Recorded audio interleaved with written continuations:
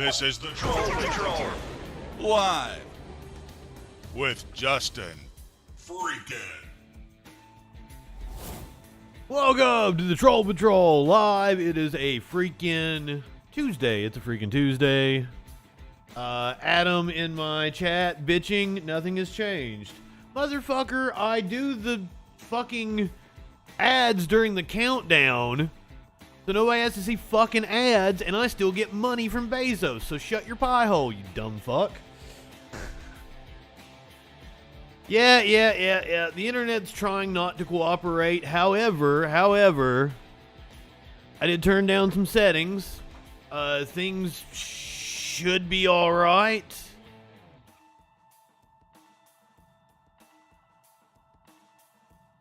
I turned down the bitrate on the video. Still looks amazing. I checked it out after the debacle last night, and I'm like, oh, the video still looks good. It holds up.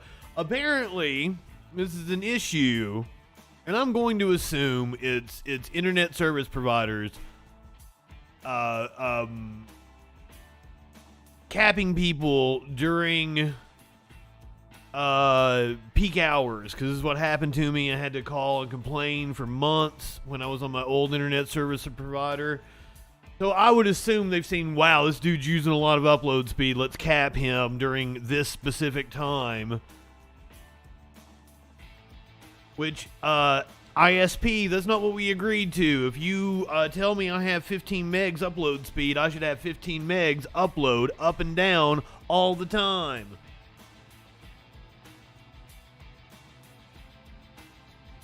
They want to fuck with me. It is that night. We are awaiting the Pennsylvania Senate race, or the Senate debate. The debate in the Senate race between Democratic nominee John Fetterman, Republican nominee Dr. Mahmet Oz. This is an open Senate seat. This would be a pickup for Democrats if they were able to win the seat. Republicans like their chances and are pouring a hell of a lot of money into the race. Yeah, what I had to do was I had to call and bitch at my internet service provider and have them, like, put me on my own tap because they're totally throttling people. So I'm like, I pay for 15 megs, you need to give me 15 megs.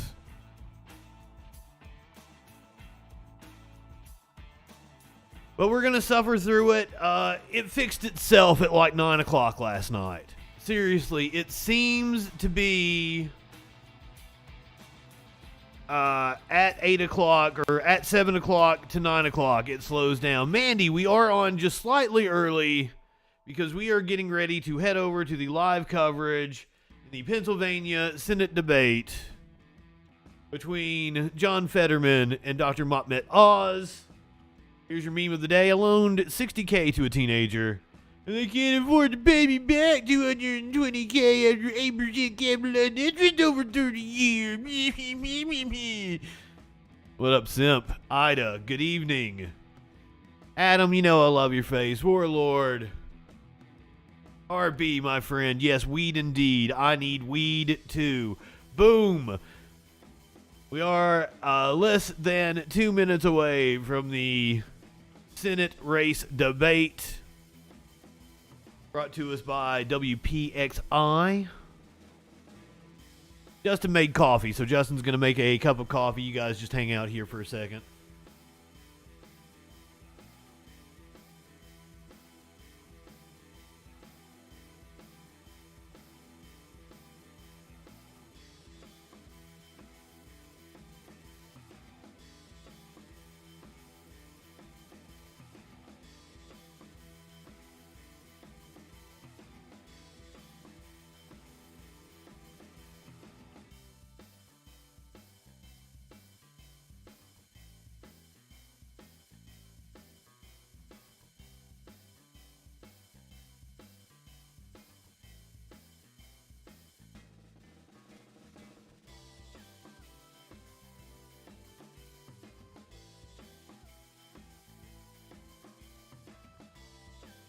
What a horrible host I am. I couldn't even wait until like the moderator came out and started yakking. I didn't want to miss anything. I wanted to make sure I had my coffee. I want to get me a good bong rip in here. I don't know what to expect with this one. So as we found out, John Fetterman is still suffering the effects of the stroke. He's going to be slow in responding. He's going to have to take time to think about the things that are asked of him, which, by the way, is totally normal of somebody who is recovering from a stroke. I know his health has been a huge issue. Is this another one of those things where it's just not going to start for me?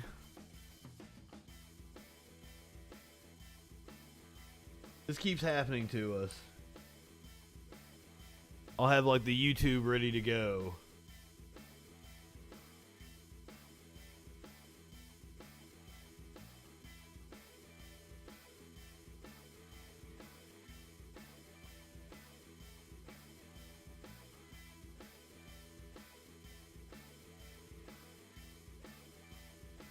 There is supposed to be a...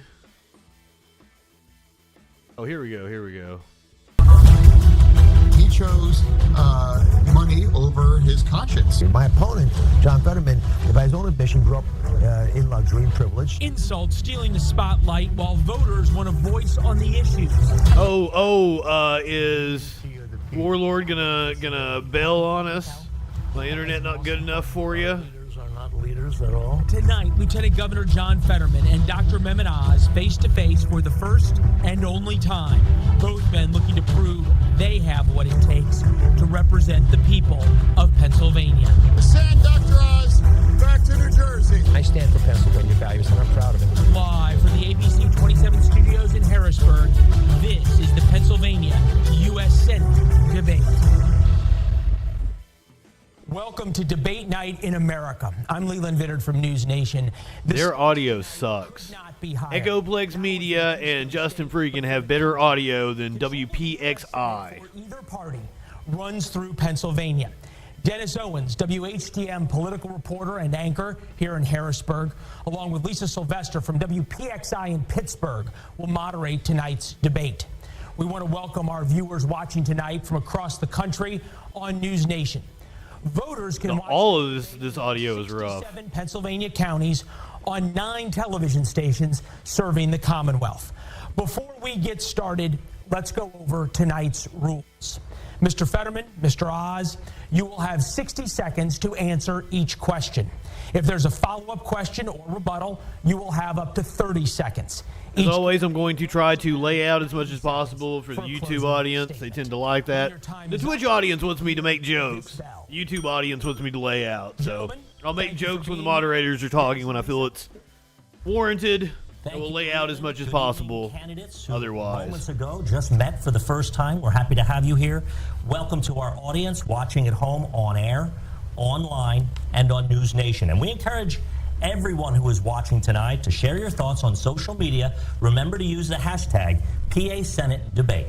And you may notice these large monitors that are behind us. This is part of our closed captioning system. It was requested by John Fetterman to help him process the questions that we are asking him tonight, and approved by both campaigns, and both candidates can see the monitors. One of the screens will show only the questions being asked tonight. The second screen will caption the questions and responses from them at odds. We have live, experienced captioners in studio to ensure we are as accurate as possible. Goldsbane, good evening. Thank you for being a freaking follower. And just a note, for those of you using closed captioning at home, Nine Tails, good evening. Guys, it's their audio that sucks, not mine, so I apologize for that. So with that, let's get started. Mr. Fetterman, we're going to begin with you. Your political experience includes serving as the mayor of Braddock, a small borough near Pittsburgh, and one term as lieutenant governor. You're running for a seat that could decide the balance of high enough for this shit. What qualifies you to be a U.S. Senator? You have 60 seconds. Hi, good night, everybody. I'm running to serve Pennsylvania. He's running to use Pennsylvania. Here's a man that spent more than $20 million of his own money to try to buy that seat.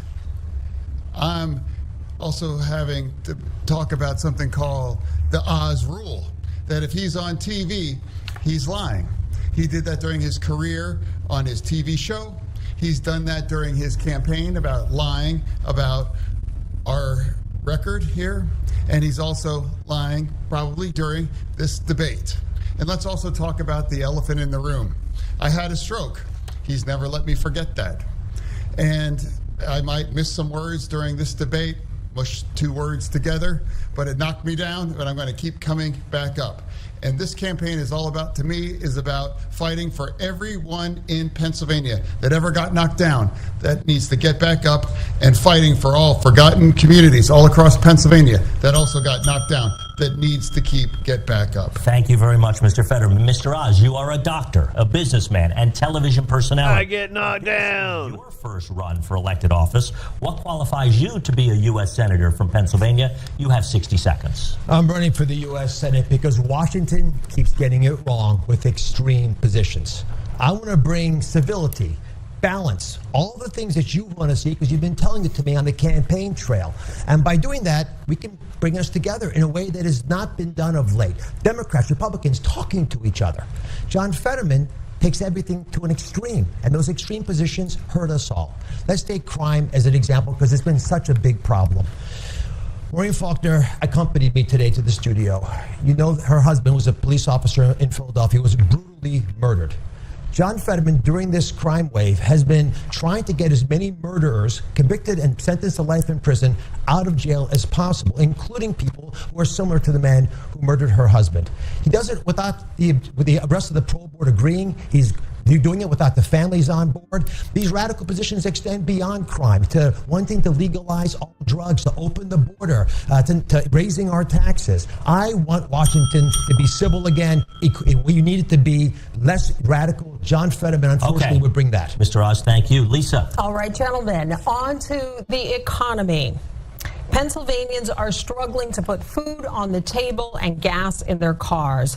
Our Next Star Emerson College The Hill poll shows the economy and inflation are the biggest concerns for voters. 39% of them listed that as the top issue. Beginning with you, Mr. Oz.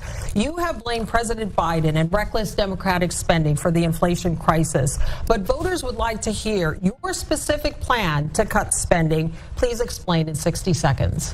Well, if you ask the U.S. government, they'll tell you they have 4% waste and fraud. Now, I've traveled over the Commonwealth and spoken to countless people. 4%. In Beaver County at a county fair who told me with fear in her heart that she wanted to provide food for her sons, highly nutritious chicken she wanted. She couldn't afford it anymore. That's a big problem. If we've got 4% waste and fraud, we ought to be able to take care of that. John Fetterman's, however, response continually is to raise taxes. Well, did you take her to Wegner's and buy her some chicken? Tried to raise taxes as a lieutenant governor, 46%. That's a big tax rate. He supported Joe Biden's recent tax rate increase, and he's done that without paying his own taxes 67 times. I'll say that again. He hasn't paid his own taxes 67 times, but he's raising mine and yours. Those are radical positions. They're extreme. They're out of touch with the values of Pennsylvanians. And I can make the difficult decisions, as you do in the operating room as a surgeon. I'll make them cutting our budget as well to make sure we don't have to raise taxes on a population already desperately in pain from the high inflation rate. Get her some crudité while you're there. A 15-second rebuttal. He has specifically said you have not paid your taxes and that you want to raise taxes on Americans. How do you respond? Absolutely. The Oz rule, of course, he's lying. It was helping two students 17 years ago to help them, buy their own homes. They didn't pay the bills, and it got her paid, and it has never been an issue in any of the campaign before. It was all about nonprofit. All right. Thank you, Mr. Fetterman. Continuing with you, Mr. Fetterman, your opponent has criticized Democratic spending, as you heard. Has the Biden administration overspent? And if so, where do you think spending should be cut? You have 60 seconds. No, here's what I think we have to fight about inflation here right now. That's what we need to fight about inflation, right now, because it's a tax on working families, and Dr. Oz can't possibly understand what that is like You know, he has 10 gigantic mansions. You know, we must. You didn't know he had 10 houses. Corporate greed. We must make sure that we're also pushing back against price gouging as well too. You know, we also be able to make more in Pennsylvania, make more in America. When he had a choice to make his merchandise, the Oz label is on, he made it all in China. You know, who can you believe that can fight against inflation and pushing back against corporate greed, or somebody that is choosing working in China versus over American workers? All right, I will allow a 15-second rebuttal to his comments that you have been making things in China. Mr. Oz. Well, I've been trying to talk about policy issues with the people of Pennsylvania. As a doctor, I listen to their ideas, and I want to talk about them. When John Fetterman brings up houses, the irony is he didn't pay for his own house. He got it for $1 from his sister, and he hasn't been able to earn a living on his own. He's lived off his parents. So it's not a topic that we should be debating on the stage. We should be talking about crime and inflation, the issues that are hurting Pennsylvanians that they're talking about at their kitchen table. That's like he got his Pennsylvania house from his own inlays from $1. Mr. Fetterman, we have to continue on. We'll continue on with a follow-up question to you, Mr. Oz. This one is just for you. You tweeted in August that you will never stop fighting to lower gas prices for Pennsylvanians. Does that include supporting a suspension of the federal gas tax? You have 30 seconds. I'm supportive of reducing taxes, but we want to be thoughtful about the long-term game plan to get gas taxes down and, frankly, all energy prices down. I have gone around the Commonwealth. I've witnessed people say, I'm not going on vacation this year because I can't afford to pay to take my trailer to the campground. They can't even get there. What we have to do is ensure that we don't have increased inflation, and the best way to do that is reduce gas prices. John Fetterman has gone after the energy industry, called it a stain on Pennsylvania, and argued we have to ban fracking. That is disconnected from Pennsylvania. Good. Thank you, Mr. Oz. We will get to the issue of fracking later on in this discussion. But meantime, turning back to once again, the audio is on their end. It really sucks on their end. I'm not doing that. I'm sorry, guys. It is time we crack down on the big price gouging corporations that are making record profits while jacking up prices for all of us. How do you plan to do this, sir? You mentioned going after price gouging corporations. How do you plan to do this? You have 30 seconds. Yeah, exactly. We have to keep pushing back on that. And he would never make that choice to fight for families here in Pennsylvania. You know, he has never met an oil company that he doesn't swipe right about. You know, he has never been able to stand up for working families all across Pennsylvania. You know, we must push back. Inflation has hurt Americans and Pennsylvania's families, and it has given the oil companies record profits. All right. Thank you, Mr. Fetterman. Turning to the next issue, Dennis. The minimum wage in Pennsylvania and at the national level currently sits at $7.25 an hour and has not been increased since 2009. Each of our neighboring... Fetterman is up about 6 or 7 points as of current polling. Including New Jersey at $13 an hour and West Virginia at $8. The Democratic governor is up like 13 points. So it's not likely that Republicans are going to win statewide office in Pennsylvania. Minimum wage to $15 an hour. Why or why not? You have 60 seconds. 15 isn't enough anymore. Absolutely. I think it's a disgrace at $7.25 an hour. And how can a man, with 10 gigantic mansions, has unwilling to talk about a willing wage for anybody? Imagine a single mom with 2 children trying to raise with them, realizing making $31,000 a year, $15 an hour. I believe every work has dignity and every paycheck must have dignity in it as well. True, I've always supported a living wage, and we make sure that everyone has economic security. I have a follow-up for you, Mr. Fetterman. What do you say to small business owners who have told us that if the minimum wage were increased to $15 an hour, it would put them out of business? You have 30 seconds. No, we all have to make sure that everyone that works is able to, that's the most American bargain, that if you work full-time, you should be able to live in dignity as well. True. And I believe they haven't have any businesses being we can't have businesses being subsidized by not paying individuals that just simply can't afford to pay their own way. Okay, Mr. Fetterman, thank you. Mr. Oz, turning to you. Do you support raising the federal minimum wage to $15 an hour? Why or why not? You have 60 seconds. I think market forces have already driven up the minimum wage. I was with a hotel worker actually here in Harrisburg a few Well, then there shouldn't be any reason not to raise it then. $15 an hour that he was getting paid. John Fetterman shoots too low. We want much more money than that. And there are many ways to achieve that, but John Fetterman thinks the Base Dr. Oz over here. from his parents. He's not really cognizant of the real challenges of business owners who've got to balance that with employees. Thankfully, we have a solution. And John, you didn't answer the question. You can't put businesses out of commission in order to pay more wages because the wages will go to zero, which is John Fetterman's radical plan if you really follow it to conclusion. Here's what I would do. We have one of the richest energy states in the country. I believe if we could unleash the energy beneath our feet here in Pennsylvania, there'd be plenty of money to go around. We'd have increased wages, more reason for students to take vocational classes to be able to learn trades, which I'm strongly supportive of. We'd also be able to pipe that gas, improve our economy, and reduce inflation. That's a plan that works, and it's humble enough that I can say broadly. Thank you. I want to give you, Mr. Fetterman, a 15-second follow-up to what he just said about you. No, again, it's remarkable. He hasn't really had any answer that he actually had about that in his. He doesn't want to talk about having somebody having a living wage and having somebody able to survive. Again. And I want to come back to you now, Mr. Oz, for a quick follow-up. What do you say to those Pennsylvanians that he just spoke The interview the other day, the 30-minute sit-down makes a lot more sense now. He needed to do that. He needed that practice, and he also needed to show people what to expect during the debate. I want to highlight that I have an agenda for prosperity, unlike John Fetterman. I want us all getting paid a lot more than $15. And I answered your question directly in a way that would preserve business owners, job creators, so they thrive, and we'd have lots more employees entering the workforce and then prospering, getting paid $25, $35, $45 an hour. But we're never going to get there if we don't unleash our energy. And John Fetterman's stubbornness on calling it a strain on Pennsylvania is an insult to those workers. To be clear, you said you want people making a lot more, but that's not through a federal law of minimum wage. That's through market forces. Market forces should drive it up anyway, and it's already done that. Thank you. You should be able to get paid much more than $15 an hour. Thank you. Lisa. All right. Thank you, gentlemen. Another big What about issue. the places that don't pay $15 an hour, Oz?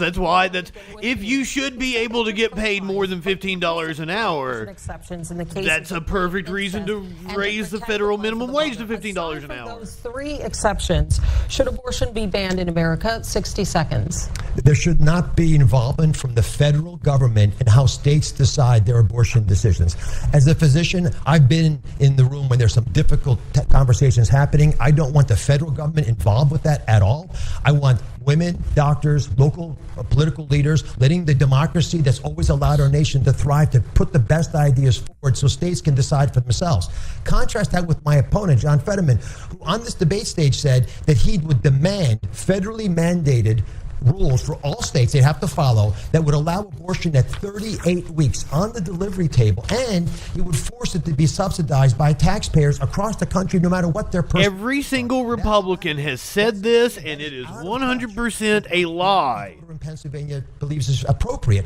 Now, ironically, John Fetterman's been running ads on this topic, dishonest ads. I need to correct the record. They were so bad, they got pulled off television stations. Even on this station, he was running dishonest ads that I had pulled off. I haven't had a single ad pulled down. My ads tell the truth. John Fetterman's are a fiction of his imagination. All right. I'm going to let Mr. Fetterman respond specifically about the ads being pulled off the air, and then we will return to you, Mr. Oz. Mr. Fetterman. Yeah. I want to look into the face of every woman in Pennsylvania. If you believe that the choice of your reproductive freedom belongs with Dr. Oz, then you have a choice. But if you believe that the choice for abortion belongs between you and your doctor, that's what I fight for. Roe v. Wade, for me, should be the law. He celebrated when Roe v. Wade went down, and my campaign would fight for Roe v. Wade, and if given the opportunity to codify it into law. All right. Thank you, Mr. Fetterman. Simple answer, and that's been every Democrat's answer. Mr. Oz, you mentioned the decision to regulate abortion should be something that is left up to the states. Now, Republican Senator Lindsey Graham has introduced a federal bill to ban abortion after 15 weeks. Good question. You've been asked about this question before. If the vote were held today, you were elected senator, You're on the Senate floor. The clerk calls you. There's a roll call vote. Are you a yay or a nay? How would you vote on the Lindsey Graham bill? You have 30 seconds. Lisa, I don't even need 30 seconds. I'll give you a bigger answer. I am not going to support federal rules that block the ability of states to do what they wish to do. The abortion decision should be left. Oh, now we buffering. And it's not my internet. I'm smooth sailing right now.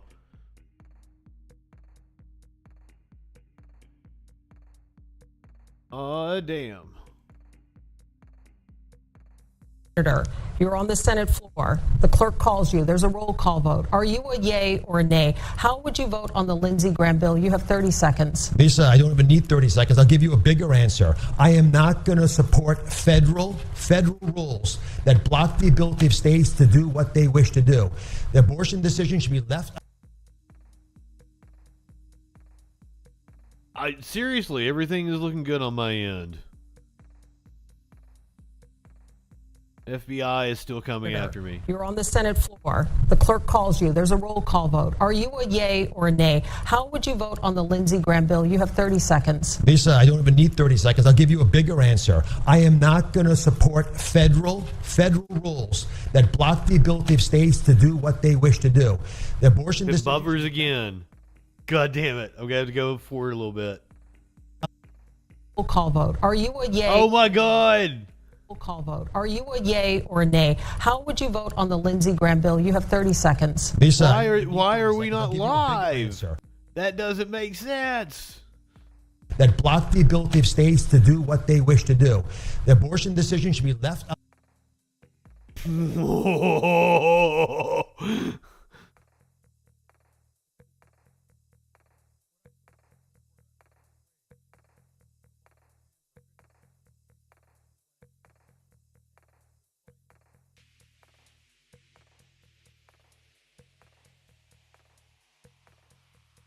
Yeah, it's on them. It's on them. This is a them thing. Wow.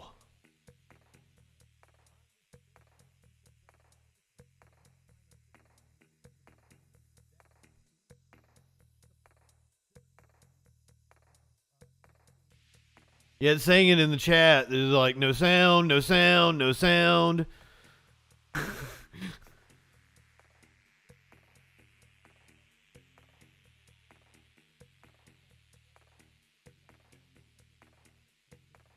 If I was a conspiracy theorist,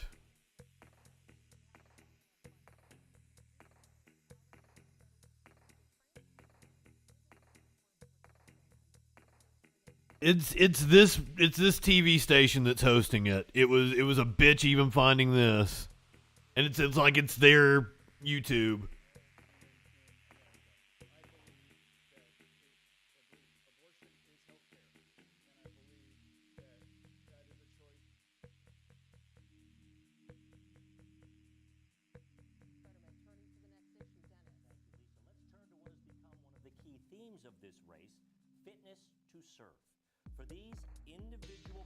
Okay, it's there, but it's really, really soft, so hold on.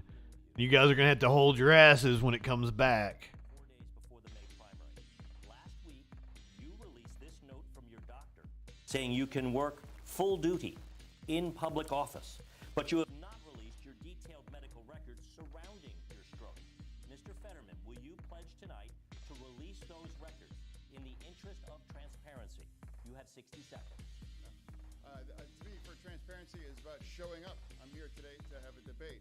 I have speeches in front of 3,000 people in Montgomery County, all across Pennsylvania, big crowds. I believe if my doctor believes that I'm fit to serve, and that's what I believe is appropriate. And now 2 weeks before the election, oh yeah, there is closed captioning. I have run a campaign, and I've been very transparent about being very open about the fact we're in use captioning. And I believe that, again, my doctors, the real doctors that I believe in, they all believe that I'm ready to be served. Follow up, I didn't hear you say you would release your full medical records. Why not? You have 30 seconds.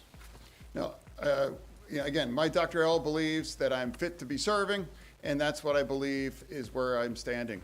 Okay, Mr. Fetterman, thank you. Mr. Now remember, Oz. guys, their audio is extremely low, and I bumped up the gain here. So if they come back, it's going to blow you away. You got to give me a second to fix it. Ill-advised and at times potentially dangerous treatments. What is your response to that? You have 60 seconds. One of the great blessings of traveling around Pennsylvania is you run into people who have watched the show. They thank me very much for giving them life-saving advice on chronic issues like high blood pressure or dealing with their anxiety. The show did very well because it provided high-quality information that empowered people, which was exactly what I want to do when I'm a senator. Give people the power. Let them make decisions for their well-being. Now, John Fetterman's approach to health is a very dangerous one. He believes we should socialize medicine. He embraced this with Bernie Sanders, who he endorsed.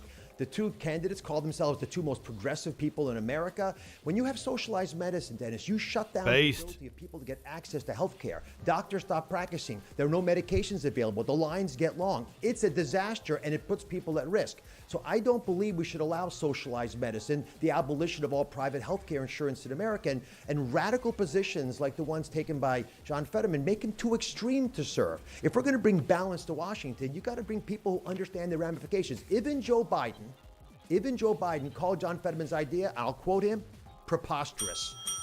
Mr. Fetterman, I'm going to let you respond in just a minute, but I have a follow-up for you first, Mr. Oz.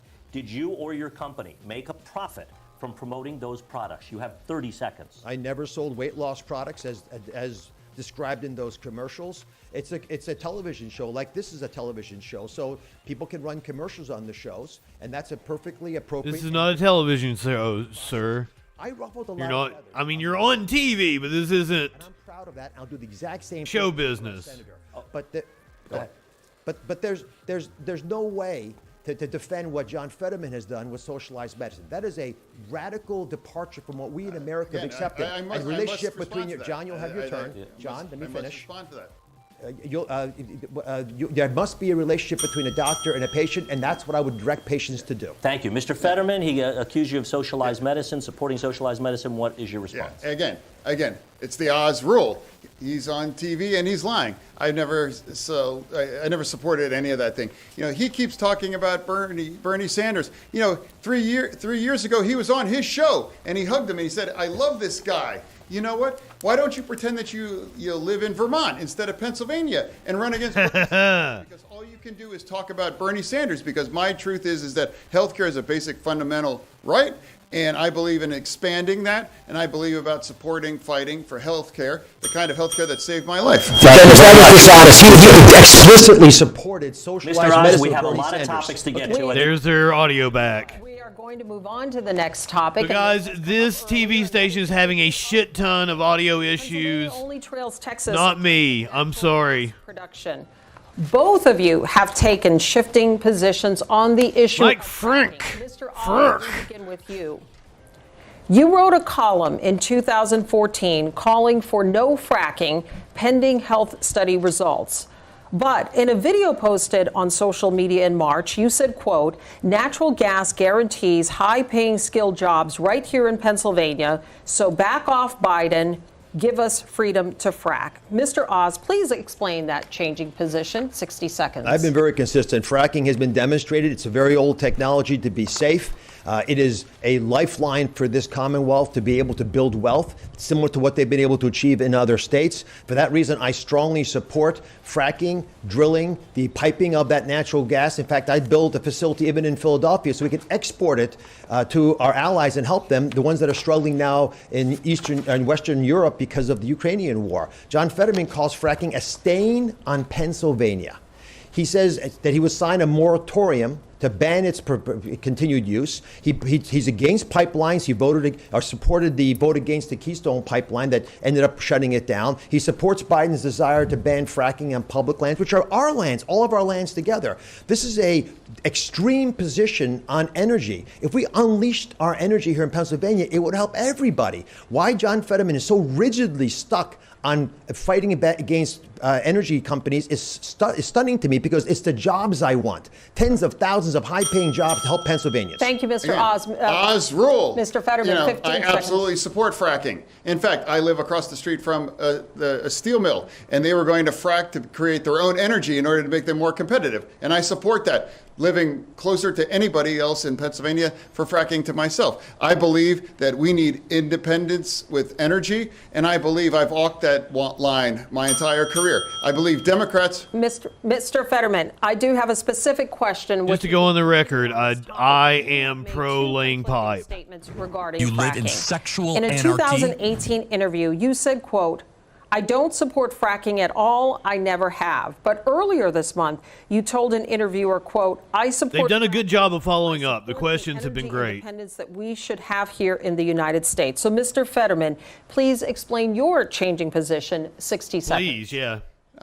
I've always supported fracking, and I always believe that independence with our energy is critical, and we can't be held, ransom to somebody like Russia. I've always believed that energy independence is critical, and I've always believed that, and I do support fracking. I've never taken any money from their industry, but I support how critical it is that we produce our own energy and create energy independence. I must correct the record. Just a second, Mr. Oz. I do want to clarify something. You're saying tonight that you support fracking, that you've always supported fracking, but there is that 2018 interview that you said, quote, "I don't support fracking at all." So how do you square the two? He changes his mind. I do support fracking, and I support fracking, and I do support fracking. Okay. Thank you, Mr. Fetterman. I'm sorry, Lisa, but there's not just a statement you read. There are multiple. There's pictures of him signing a moratorium. We have to move on. But we have- like this is a shock to supporters at the moment, I do believe. Energy. We have a lot of topics. You will have a chance to have that in your There may closing. one comment then. The energy We industry is have living to in move fear on. of We John must move on, Fetterman. I want to Dennis. know On why. to the new Mr. Oz, topic. we want to now turn to public safety. Am I on Facebook right now, clinically? Republicans have called you dangerously soft on crime. The Pennsylvania State Troopers Association has endorsed Democrat Josh Shapiro for governor. But in this race, it endorsed your Republican opponent, Mr. Oz. What is your response to those endorsements? And what is your response to accusations that you are, quote, dangerously soft on crime? You have 60 seconds. No, I believe that I run on my record on crime. I ran to be mayor back in 2000. Oh, yeah, clinically. To fight gun violence, and that's exactly what I did. And working with the police and working with our community, I was able I would assume to stop Ninetales gun is violence a mod. for 5.5 years She's as not, mayor. she will Never be. accomplished before or since my time as mayor, because I'm the only person on this stage right now that was successful about pushing back against gun violence and being the community more safe. All he's done is just put a plan up on his website in the last 24 hours. He has no experience. He has never made any attempt to try to address crime during his entire career, except showing up for photo ops here in Philadelphia. I will give you 15 seconds to respond to that, and then I have a question. Facebook has me banned from going live right now. Braddock, the small town he represented, endorsed me. They supported me because what he's saying is not true. Violence skyrocketed in Braddock. I mean, the town wasn't in a good shape when John got there. It got worse when he was there. People kept leaving. So, of course, you're going to have, all kinds of aberrations. But, John, the city was dangerous under your leadership, and that's why the I want to turn to you now, me. Mr. Oz. This past summer, Congress passed the first gun control bill in decades. That would not have happened without the support of the man you are running to replace Pat Toomey. How would you have voted on that bill, and would you continue Toomey's legacy as being one of the lead Republicans in Congress on pushing for gun reforms? You have 60 seconds. I have been supported by Pat Toomey. I've enjoyed working with him. I think he's done a wonderful job. There are parts of that bill that I like a lot. For example, I like the fact that there are background checks that are being strengthened now, so we can make sure that people who should not have guns don't get guns. I also like the fact that there was a lot of money invested for mental health, which is an important part of the equation. I've been to Philadelphia. I've done prayer vigils with black clergy leaders who are desperately trying to save the people in their community. Half the murders in Philadelphia are committed by people under 18. We have got to get mental health services to these people, and it's not happening now. But part of the problem is that we have taken away the ability of police to do their job, and that's on John Fetterman. because John Fetterman has taken such a harsh position against them. He's undermined them at every level, taken away some of their funding. He's pushed for Krasner, who he admires tremendously, and he's spoken highly of him just this week. He's taken his policies to a new extreme. He's argued that people should be let out of jail without any bail, no matter what they did to get in there. He's argued to release 1/3 of all prisoners. I would assume he's against cash bail. Quickly, 15 seconds. Would you have voted for that Pat Toomey supported bill? If you I were would have in the tried to Senate? improve that bill. There are things that I think most of us appreciate. I wasn't there at the time, so I can't speak to what was possible. But I do know there are parts of that bill that do make sense, and the ones I described should be followed. Let's see how it works out. Okay, thank you. Lisa. On to our next issue. See how many more kids die. Immigration. It has been a problem in the United States for decades, but it is shouldn't now laugh. spiking. U.S. Customs and Border Protection just released numbers from fiscal year 2022. They show more than 2.7 million total enforcement actions in the U.S. That is the most. So how is the border open? Beginning with you. Republican governors in the South have been sending migrants to Democratic-run cities and states without a plan or without any coordination. It is certainly gaining a lot of attention, but is it an effective way to deal with the influx of migrants? You have 60 seconds. Lisa, we have a catastrophe at the border, and we should not have sanctuary cities as John Fetterman has tried to introduce. But I've been into the parts of Philadelphia and Allentown and Reading where we have large Latino populations. I understand the challenges of the border. My father was an immigrant. My mother were immigrants. I understand what legal immigration offers us, but the completely porous, open nature of our border, which John Fetterman supports, has created a humanitarian crisis with cartels profiting with human trafficking operations. They take the money, they buy narcotics from China and bring that into our country, and it's making every state a border state. Pennsylvania is already a border state because we're top 3 in the country in fentanyl overdoses. Lisa, I can't go anywhere and giving a big event where I don't meet multiple people who say their personal lives have been destroyed because of fentanyl overdoses. Yet John Fetterman not only wants an open border, not only supports sanctuary cities, but he wants to legalize all hard drugs in America, including narcotics. Based. That is, out of touch with everybody. That radical position was tried in Oregon, which he endorsed, 50% homicide increase rate. Oh, one moment. I will give a 15-second rebuttal. Yeah, that is, again, the Oz rule. That is just not true. Here, his family's company was levied the largest fine for immigration hiring of immigrant illegals, and I think he should sit this one out in terms of what a secure border. All right. We do have a follow-up specifically for you, Mr. Fetterman. Vice President Kamala Harris says the southern border is secure, yet we are seeing an unprecedented number of migrants crossing. Is the border secure? And if not, what would you do to highlighted the arrests parties are calling a crisis? You have 60 seconds, Mr. Fetterman. I believe that a secure border can be compatible with compassion. I believe we need a comprehensive and bipartisan solution for immigration. That's what I believe. I don't ever recall in the Statue of Liberty did they say, take our tired, huddled masses and put them on a bus and use cheap political stunts about them. I believe we have to develop a comprehensive and bipartisan solution to address our issue here for immigration here in our nation. All right. Thank you, gentlemen. On to the But next John's issue. not addressing the elephant in the room, fentanyl. We have to move on to the next issue. We will be circling back on that. It's the boogeyman in the room. Mr. Fetterman, what do you believe is the greatest foreign threat to the United States of America? You have 60 seconds. I believe is right now is China. I believe China is not our friend, and I believe that we can't be able to push back, and we need to stand against China. And I believe Why can't we be friends? Chosen to manufacture all of his merchandise on his name on it in China. Which one of us on this stage is going to stand up against and stand firm against China? And I believe that's our single biggest issue right now, to make sure that we address China and make sure that we know that it's not our friend. Mr. Oz, what do you believe is the greatest foreign threat to the United States of America? Met many a Chinese person that is Our country's amazing. not projecting strength. Take, for example, what we're doing with Iran. In order to try to get them to give us a little oil so we can deal with the catastrophe that Russia has caused, we have gone to them and tried to sign a deal that would allow them once again to have the nuclear power to blow up Israel, which they promised they would do.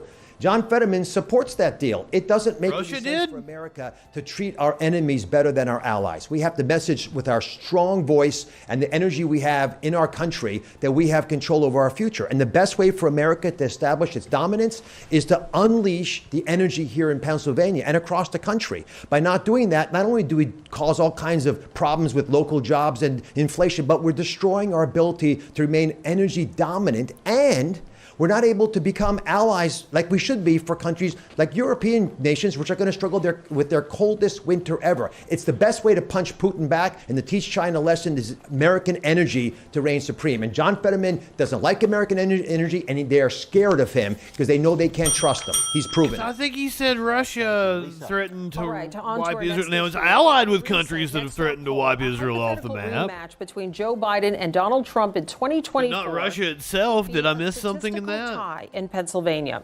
46% of people said they would vote for former President Trump.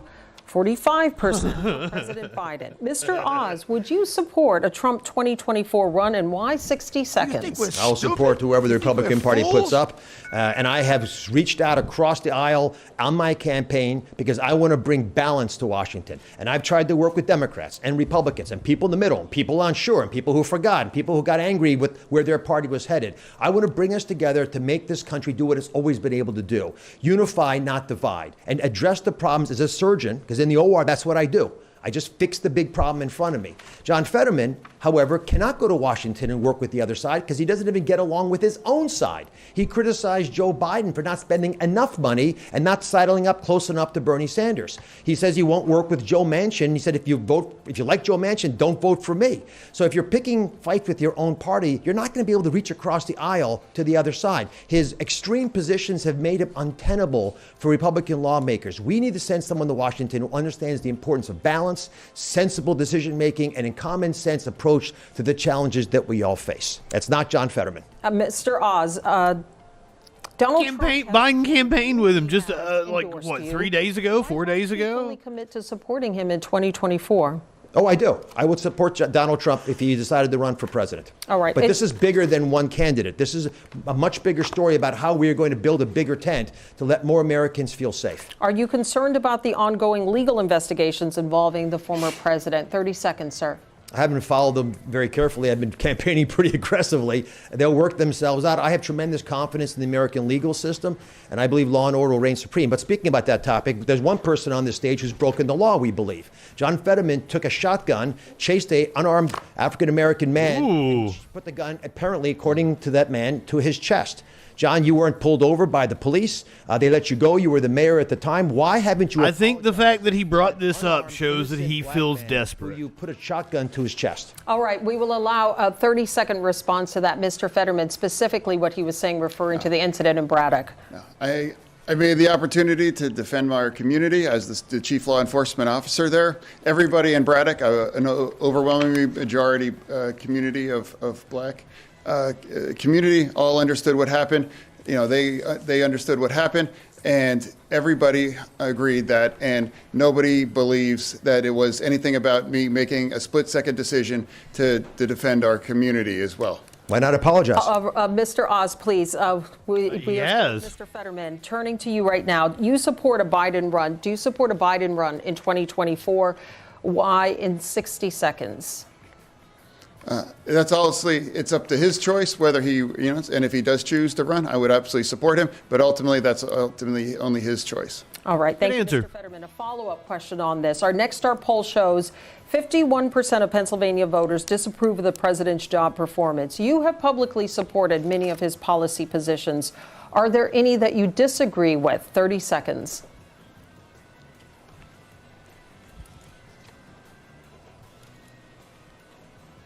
No, I just believe he needs to do more about supporting and fighting about inflation. And I do believe he can do more about that. But at the end of the day, I think Joe Biden is a good family man, and I believe he stands for the union way of life. And I believe that unemployment is already down to the lowest level in the last 50 years. All right. Thank Excellent. you, gentlemen. Excellent answer. Let's turn now, gentlemen, to the issue of Social Security. It is only fully funded through 2034. Many Americans are worried that they will never receive their full benefit or have to accept cuts to their benefits. Mr. Fetterman, how are you going to make sure it is there for them? You have 60 seconds. We need to make sure that Dr. Oz and the Republicans believe in cutting Medicare and Social Security. And I believe that they have to support and expand Social Security. And if somebody send me to Washington, D.C., I would support and stand and to support Social Security. Okay, thank you. Mr. Oz, same question to you. How are you going to make sure that Social Security is available for future Americans? You have 60 seconds. We made a deal with the wonderful seniors of our nation. They worked their hearts out. They paid into a program. No one's going to touch it on my watch except to make sure that it's stronger than it is right now. Social Security, Medicare, which I know a lot about as a doctor, are the fundamental element of security for our seniors, and they deserve to feel like they're valued by our nation. John Fetterman, again, has been running ads and saying that I'm against those with no proof. I have never said anything different than what I'm saying to you on this stage. But in an effort to fearmonger with people who are older and can be taken advantage of, he'll run these ads. John, it's reprehensible, but it's also reflective of your approach to doing these things. You haven't shown up on the campaign trail. You haven't answered questions from voters, not once on the campaign trail. You haven't answered questions from media once on the campaign trail, even just to show off that you could do it. And this is the only debate I could get you to come to talk to me on. And I had to beg on my knees to get you to come. And if it wasn't for Dennis probably getting involved, I don't think it would have happened. Seniors need to know more about your radical left positions, and I need to be able to tell them about my positions. That's what democracy is built on. We exchange ideas, the voters decide. You have hidden from them. Mr. Oz, I'm going to let you have 15 seconds in a moment, Mr. Fetterman, but can you give us a specific example of what you would do to protect Social Security?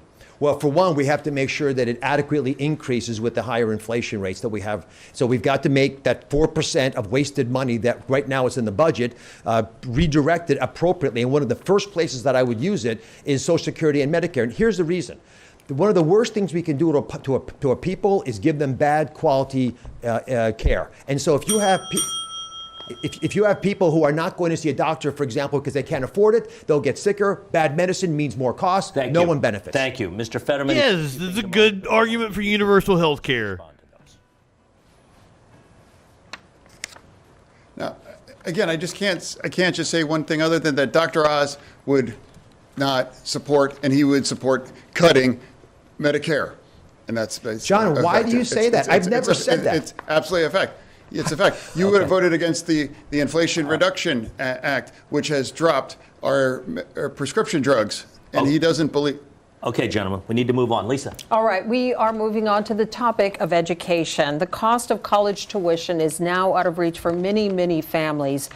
Our question is for both of you. We start with Mr. Oz. What is your plan to bring down the cost of higher education long term? You have 1 minute, Mr. Oz. I've worked in academic medical centers my whole life, so I'm in higher education. And I can tell you the reason the prices have gone up sixfold in the last 40 years is not because the education quality is better. We've added extra layers of middle level individuals who don't actually improve the quality education, in my opinion. There's a lot of expenses now incurred by these institutions, and it's not right. Capitalism. For people to be stuck with the bill. I would push them to offer more electronic classes. Half the kids don't live on campus anyway. John Fetterman's approach, however, is not to deal with the unnecessary. More electronic classes is his. So if you want to pay students who didn't pay their loans back, basically what John Fetterman and Joe Biden are arguing for is for plumbers who didn't go to college and couldn't, for a bunch of reasons, afford it, to pay the bills of lawyers who went to graduate school and haven't paid their debt back.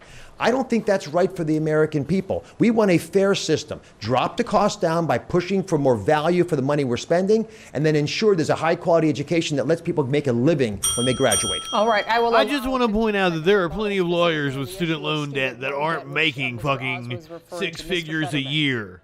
Again, Dr. Oz, loves free money when it's a $500,000 tax break on one of his, homes down in a ranch in Florida, and whether it was a $50 tax break, about his farm in Montgomery County. So it's about supporting and helping, young earners,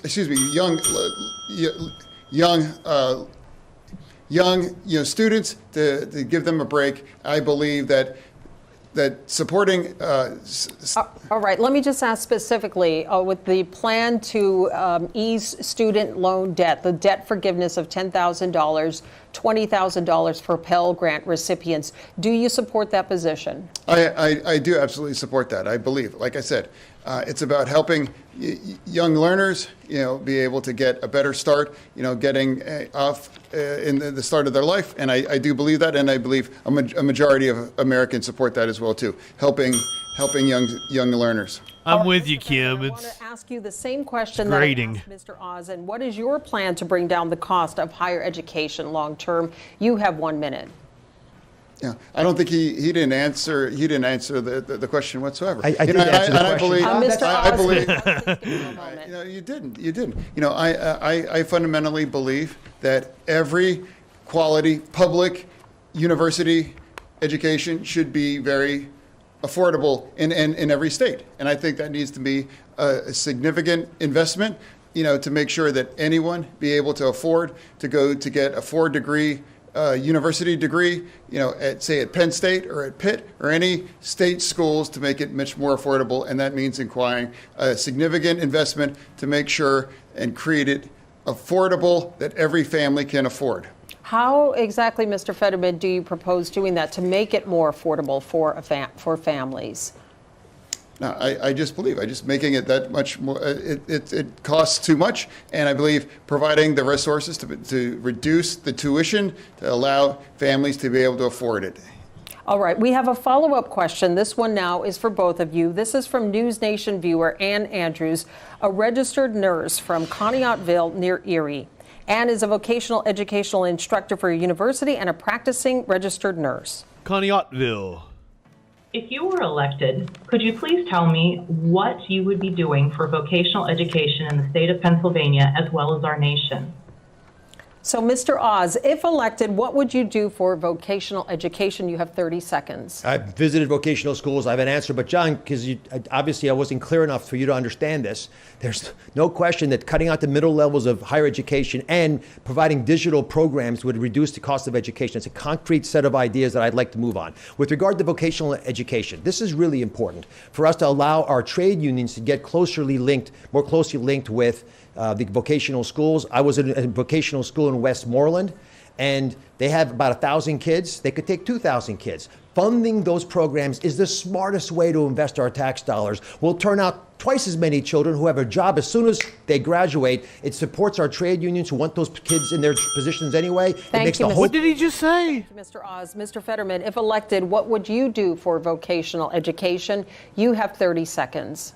Again, I think it's just the same way that university 4 degrees as well too. Supporting that and partnering with the unions and making sure that vocation training is affordable, and providing the resources to make sure everyone has the opportunity. Going to college isn't the right choice for every person, but going to those kind of vocational schools, able to create a career to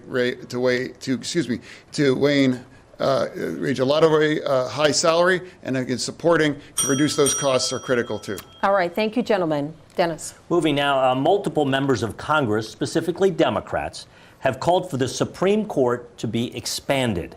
Candidates, we want to know where you stand on this.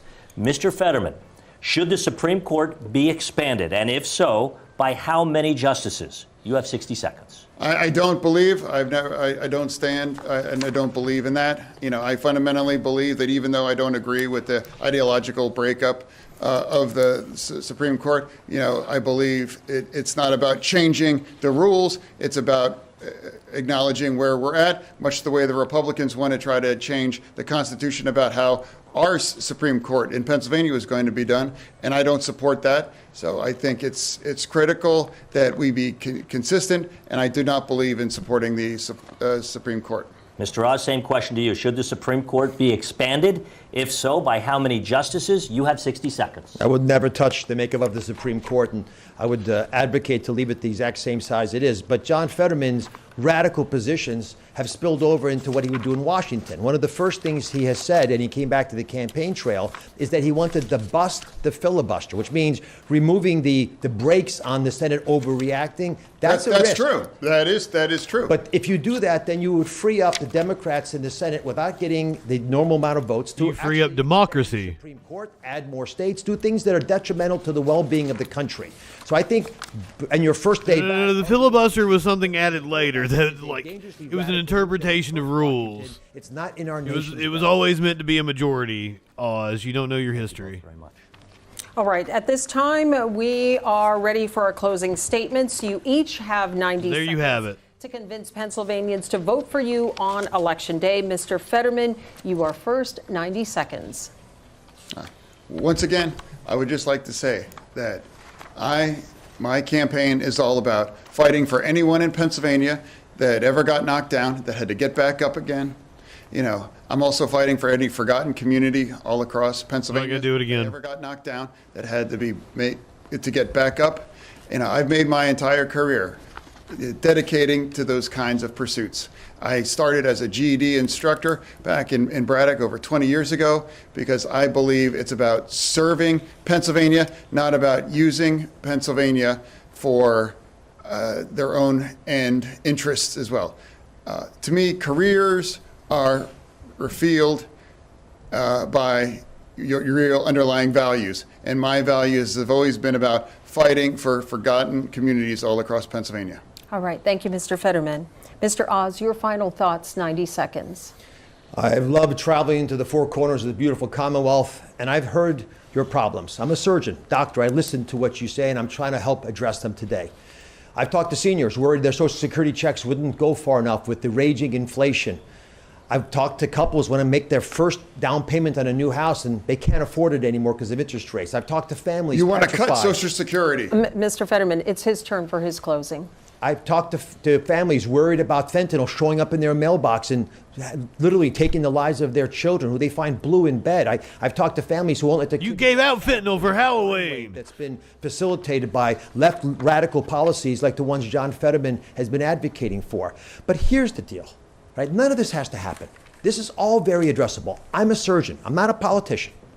Drugs We are take good. big problems, we focus on them, and we fix them. We do it by uniting, by coming together, not dividing. And by doing that, we can get ahead. But I've got one question to challenge you with, just one question. If you take what I'm saying to heart, ask yourself this and others in your family. Are you unhappy with where America's headed? I am. And if you are as well, then I'm the candidate for change. I'm a living embodiment of the American dream. I believe we're the land of opportunity, the land of plenty. I believe we can balance a budget without recklessly spending. I believe we can have an unleashed energy policy that helps us all. I believe that we can have safe city streets and a secure border so legal immigrants can come across, but you shut the... Important issue in Pennsylvania. The eyes of the state are on this debate tonight, but on Sunday they will be up Whoa. on the field in Philadelphia as the state's two NFL teams go head-to-head. Mr. Fetterman, Steelers or Eagles, and why? Oh, clearly, always for the Steelers. Mr. Oz. I'll be at the game rooting for my Eagles. Fly. You don't fucking live in Pennsylvania. So much this does conclude our debate. Is it your team, the Giants, motherfucker? Mr. Fetterman and Mr. Oz, and for all of you at home who have been watching, thank you so much. And we want to thank our team at WH. So that is the Pennsylvania Senate debate between John Fetterman and Dr. Bachmet Oz, or Doc Ock, as some people like to call him. If any of you are new here, my name is Justin FREAKIN. I do a nightly news show where Sunday through Thursday, 8 p.m. Eastern, I can sum up my political beliefs in one phrase. I would give anything in the world to piss in Dan Crenshaw's open eye hole. John Fetterman looks incredibly uncomfortable right now. The feed from the TV station was horrendous. I apologize for their audio. I apologize for I don't even know what happened when their feed started buffering, and then that's when the audio dropped.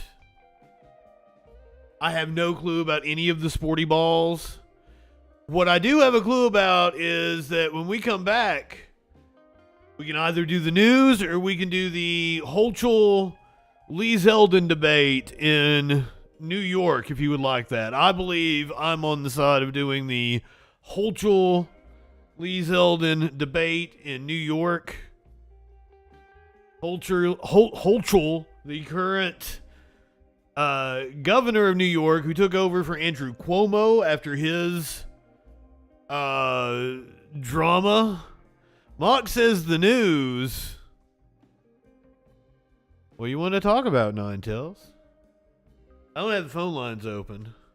I do have news prepared. If you guys would like a news show, we can do a news show.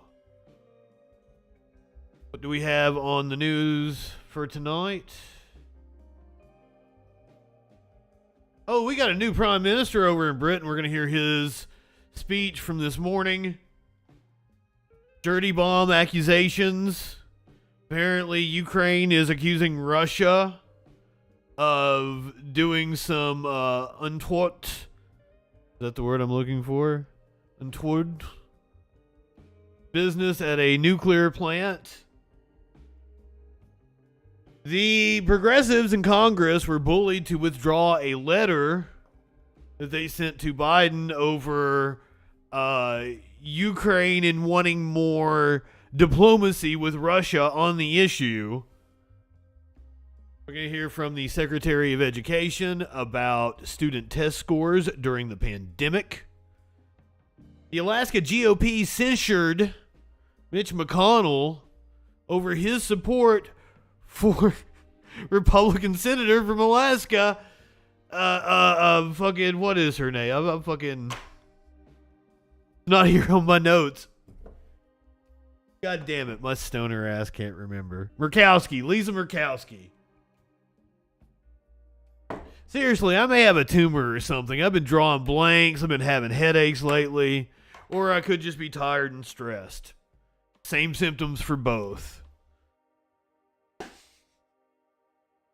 Harris Faulkner on Fox News was shown a poll. I believe it had to do with John Fetterman and Dr. Oz. And after seeing the poll, minutes later disputed what she saw in that poll. Slavery is on the ballot in 5 states. We're going to hear from Latino voters on Fox News about the scary Biden policies. We did the story about the armed men watching drop boxes in Arizona last night. I guess about the same time CNN was dropping some fire footage of this woman confronting armed men at drop boxes. We're going to watch that. There is going to be a protest ban at the University of Florida over how rowdy the students got over soon-to-be former Republican Senator Ben Sasse going to be taking over as the president of the University of Florida. An Oklahoma superintendent candidate wants a patriotic Christian re-education for the students, which is fucking scary. Candace Owens is going to give us her opinion on Taylor Swift. And apparently Kanye is making it even worse. And when I say he's making it even worse, I'm talking about something that just dropped in the last few hours. So maybe you've heard this one, maybe you haven't.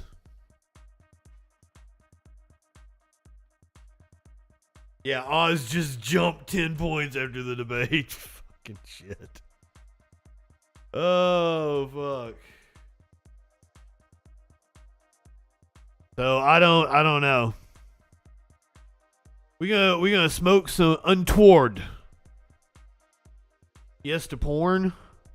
I like porn too. You live in sexual anarchy? Laying pipe isn't bad.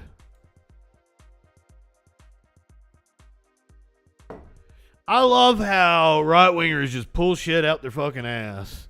More Kanye shit. Yes, apparently he said him mentioning Jewish people and the backlash that he got from it is proof that he was right. I can't show porn on the Twitch. But I have been thinking about this. I've really wanted to find like a partner in crime I can go into and do a show that's like maybe OnlyFans, maybe it's on Pornhub or something. Maybe it's a full stream on OnlyFans and I cut it up and I put it on the Pornhub as clips. But it would be kind of like a Troll Patrol like show, only we're watching amateur porn clips. and commenting on it. Girl of the Gray, you just missed it. You just missed the Fetterman Oz debate. We were just talking about whether we're going to come back and watch a replay of the Holchel Lee Zeldin debate in New York. So do I need to put a poll up for that? Hold on. Twitch people. I'm putting a poll up for you. Apparently the last poll was, do you like commentary? I don't know what the fuck that was.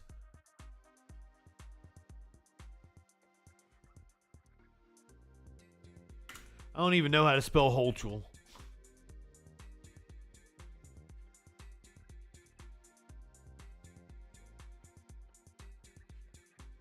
I got it right. God damn, look at me.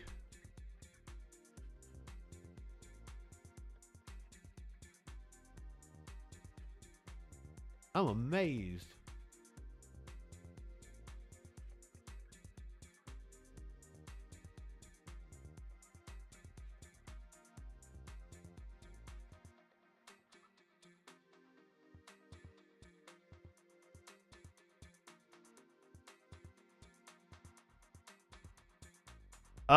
Just so Warlord can't fucking...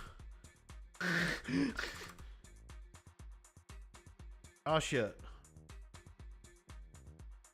I gotta change the additional vote thing here. Just so Warlord can't skew the content does not meet guidelines.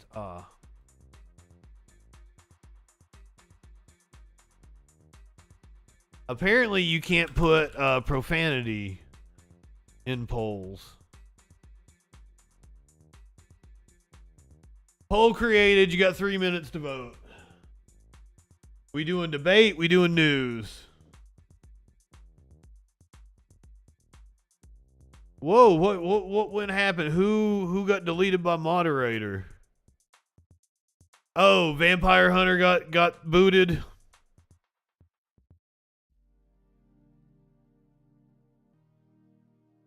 Adam exercising his power.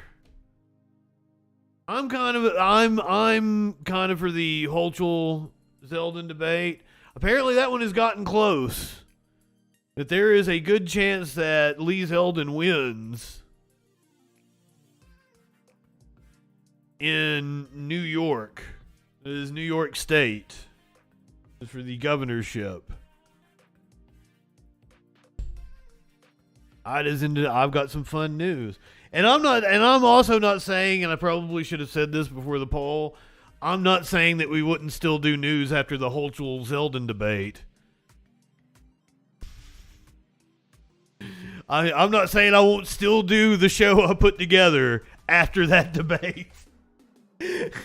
We'll probably do both.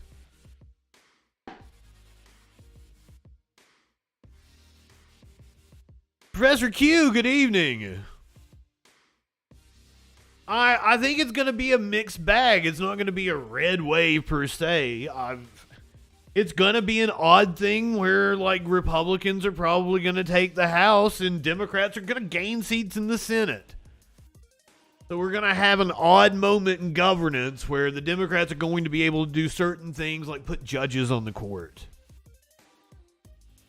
And then Republicans are just going to cry and whine. The Biden administration is already talking about doing away with the debt ceiling, so they're not going to be able to hold the government hostage over some kind of bullshit.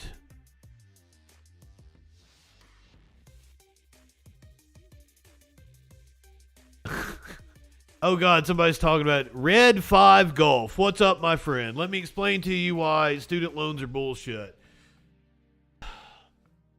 The baby boomers got the cost of college almost completely covered. The federal government, the state governments covered 65 to 95% of the cost of tuition, such in California is where they were 95%, but states didn't cover less than 65% of the cost of education. The federal government would kick in about another 25% on top of that. And this is not even going into your minimum wage as a baby boomer was worth a hell of a lot more. Jobs were plentiful. Houses were easy to purchase. The government was giving out credit and mortgage-backed mortgage subsidies. But baby boomers had almost the entire cost of college covered for them. They turned around and sold that back to us like student loan debt wasn't even a thing until we get into the late 80s and early 90s. It's a relatively new phenomenon. So it is specifically something that has been saddled on my generation.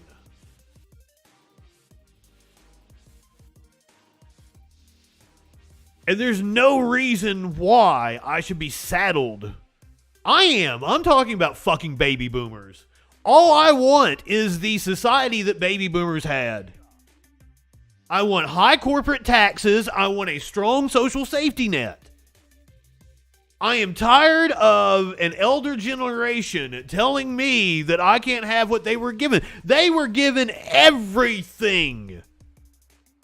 The most entitled generation ever. Because, like my grandparents and great-grandparents lived through the Depression, lived through wartime. They knew hardship. So they set up a society where their children wouldn't have to face that. And it worked. And we had one of the most prosperous times in the history of the country. But when Reagan comes into office, I'm not lost. I am telling you the goddamn truth. I will show you the statistics right here. When the Reagan Revolution happened, when the conservative movement, because there's a saying that you'll get more conservative as you get older that only works for like the baby boom generation who had everything handed to them. And no. Hard times make you radical. That's why the children's are getting radical out here, because we've never experienced the world that the baby boom generation and the late Gen Xers grew up in. We've known nothing but economic turmoil and flat fucking wages.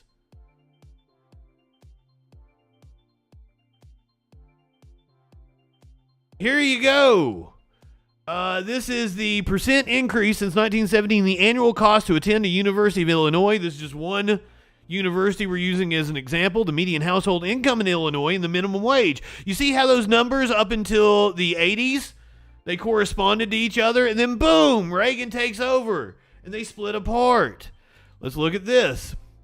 U.S. debt in 2014 dollars and as percent of GDP.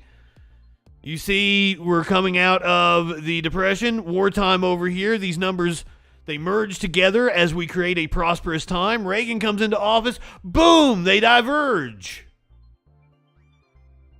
Life expectancy over time versus healthcare spending. Notice how when Reagan comes to office, boom, we start spending a hell of a lot more and get way worse outcomes. Doesn't stop there.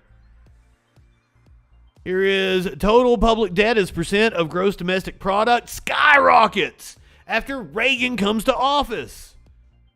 Incarcerated Americans skyrockets after Reagan comes to office, and corresponds to the for-profit prisons and all the layers of privatized industries in our jail systems, from bail bondsmen to the people who manufacture the ankle monitors to the people who do drug testing. It's all a fucking racket.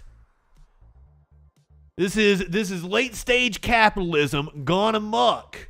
Top marginal tax rate. And I always hate using this chart because pre-1966, it was way higher than this. It was up here in the 90 percentile. Reagan comes into office, plummets. These aren't coincidences. These are policies. These are policy choices. The fact that I have a lower life expectancy than the generations that came before me is a shame. And it is a shame on the baby boom generation.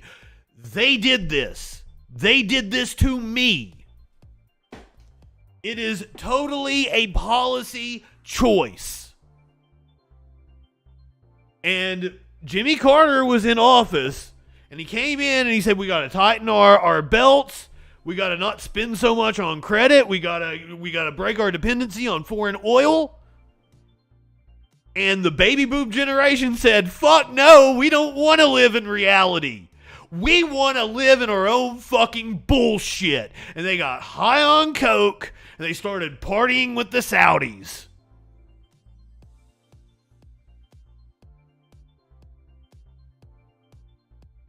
Fucking shit. Tell me I'm lost. Goddamn. Right-wingers are fucking morons. Dumbest fucks walking the planet.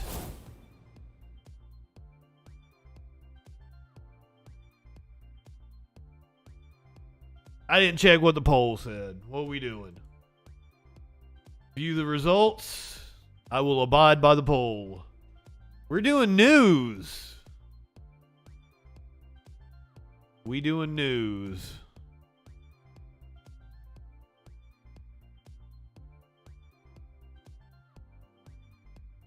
Wait, did I just... What? Wait, are you gonna try to dispute what I said? I mean, I'm fucking correct.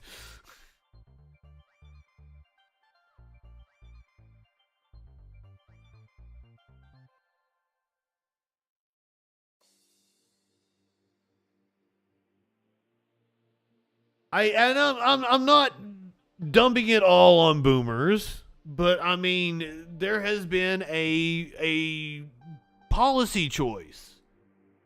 The fact that my life expectancy is lower than Gen X, than baby boomers, that's a blight. Like, somebody should be ashamed of that. But it's because we've created a society where everything is for profit now. Every goddamn thing has to be monetized. And I'm tired of it.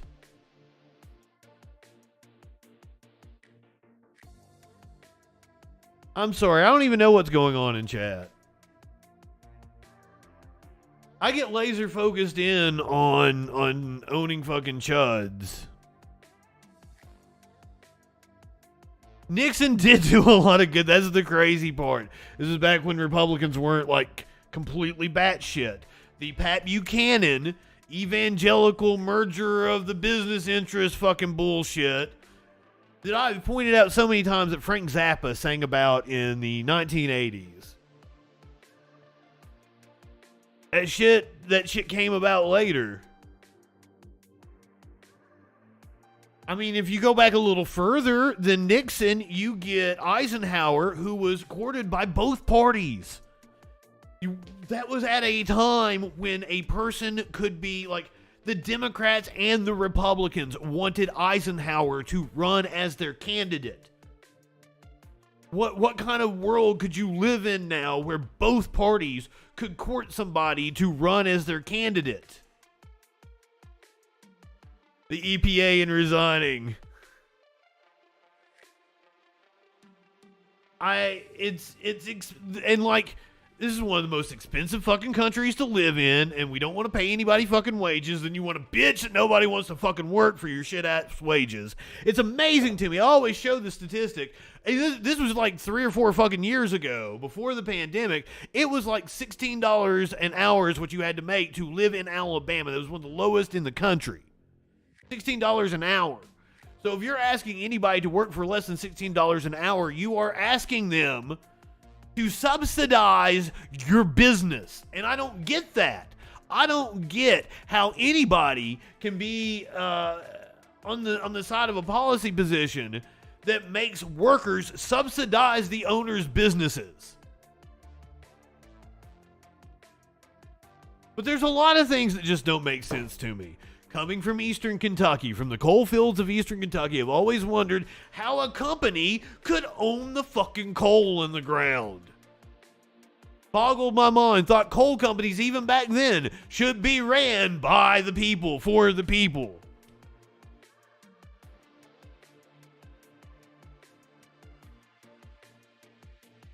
And whatever Red 5 or whatever the fuck his name was, yeah, he just didn't like being hit with fucking facts. Right-wingers cannot take. Woke potato is fucking cool. I love me some woke potato. Right-wingers cannot take being hit with facts. Oh, Red 5's still here. Do you want to call in? Do you want to talk to me? Do you want to hop on Discord if you're more tech savvy? Do you want to call on the phone lines? I got to open the phone lines. Go on that screen. I dropped facts on you. I showed you the fucking charts. I don't know how you can dispute anything I said. You got something for me? Or are you just gonna say the same nonsense every other dumb fuck right-winger says? I'd love to hear from you. Phone lines are open, 917-830-4359. And apparently somebody has been trying. Somebody has been trying to get a hold of me.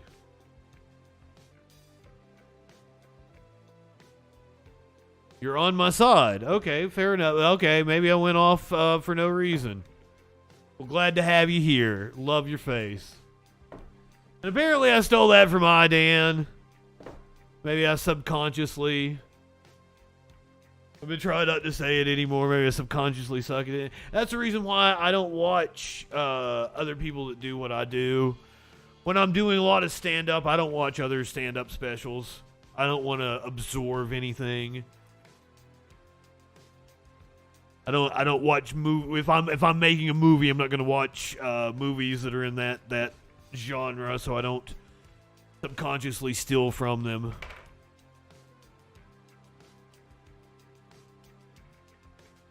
I've got the ads all wrong. I apologize to you Twitch viewers. I try to catch the ads and you don't miss any of the show, but I'm not going to be able to do that because we're all fucked up because of the debate.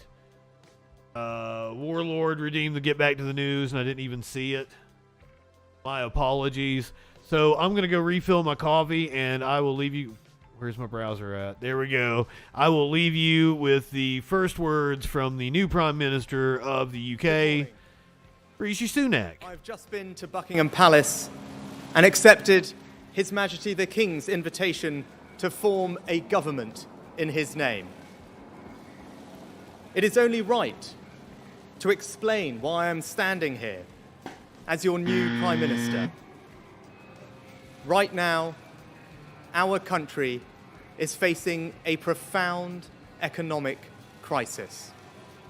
The aftermath of COVID still lingers.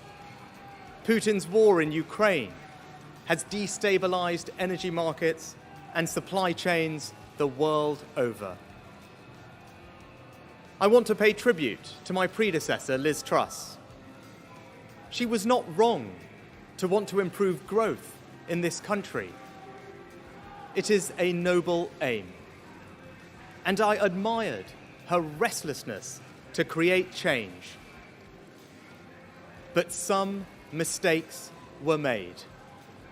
Not born of ill will or bad intentions. Quite the opposite, in fact. But mistakes nonetheless. And I have been elected as leader of my party. As you can hear, he is indeed already being protested and booed. I've wondered if he is just yet another fall guy, and this is just going to be ongoing thing until the general election in a couple of years. Warlord, who is a UK resident, thinks Rishi Sunak could be able to hold together a coalition and actually govern. He's already facing but then again, everybody faces protests, apparently. It's just a thing. The British people are pretty cool like that.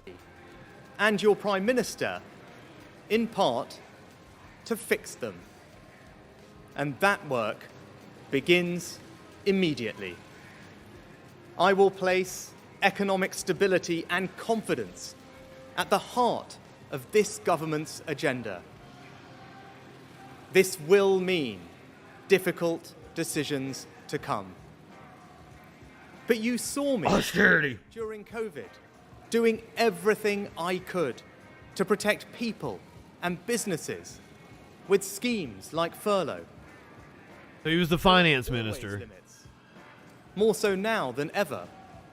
But I promise you this, I will bring that same compassion to the challenges we face today.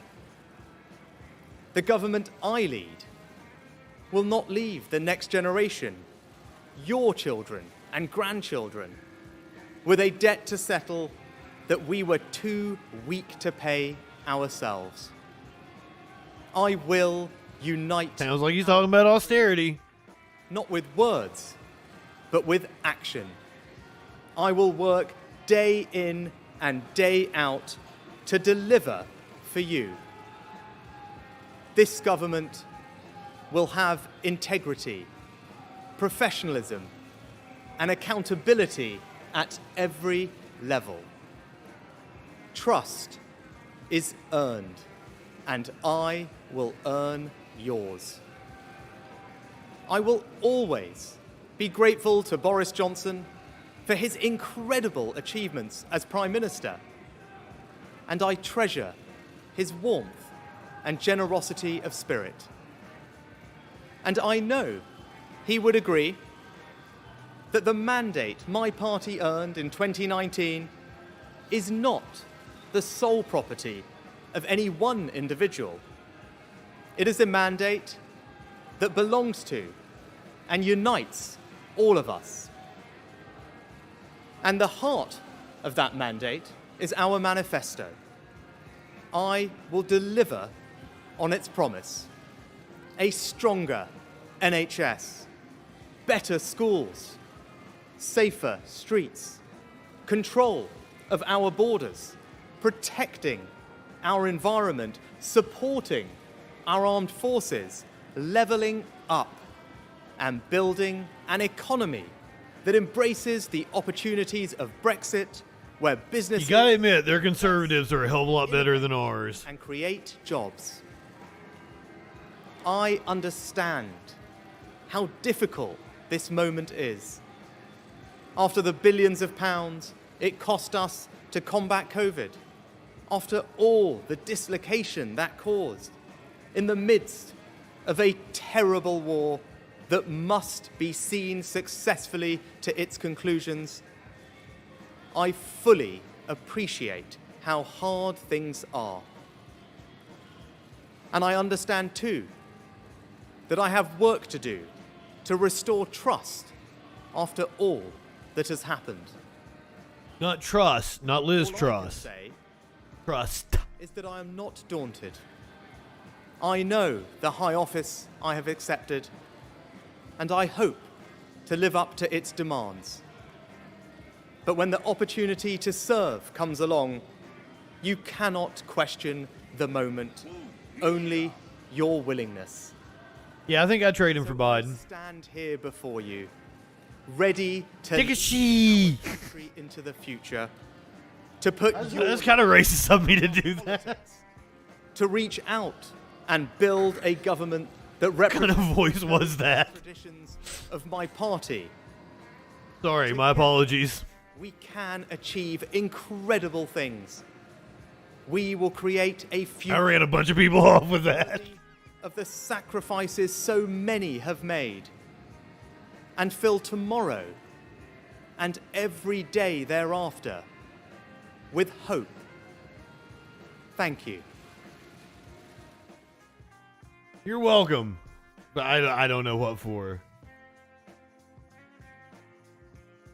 We were in the debate. If I ignored you during the debate, it was because I said multiple times I'm going to lay out as much as possible and not talk. Yeah, the Fetterman debate, like it is very obvious why they did the 30-minute interview the other day. It was kind of to condition people how he was going to be during the debate. And I thought he did well, you know, for a stroke survivor that is having a hard time. Like he's clearly on top of it. It is just taking him a little bit to think and to respond. Okay, well, if I was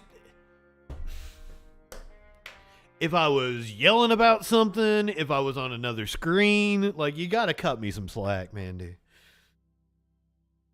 God damn. Oh. I'm not high enough for this shit. What the fuck was I saying? Oh, yeah, and Red, I apologize if I misread something you said. I'm quick to jump off the deep end.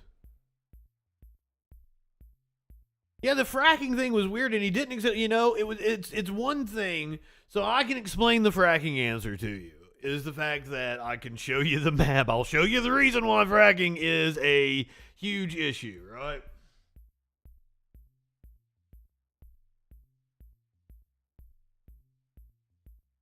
What the fuck is it called?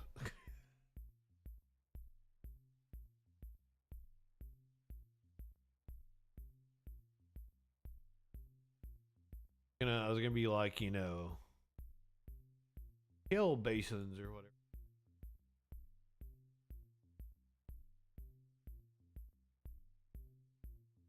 I think this has it high. You'll see how much of Pennsylvania is under. God, can I zoom in on it?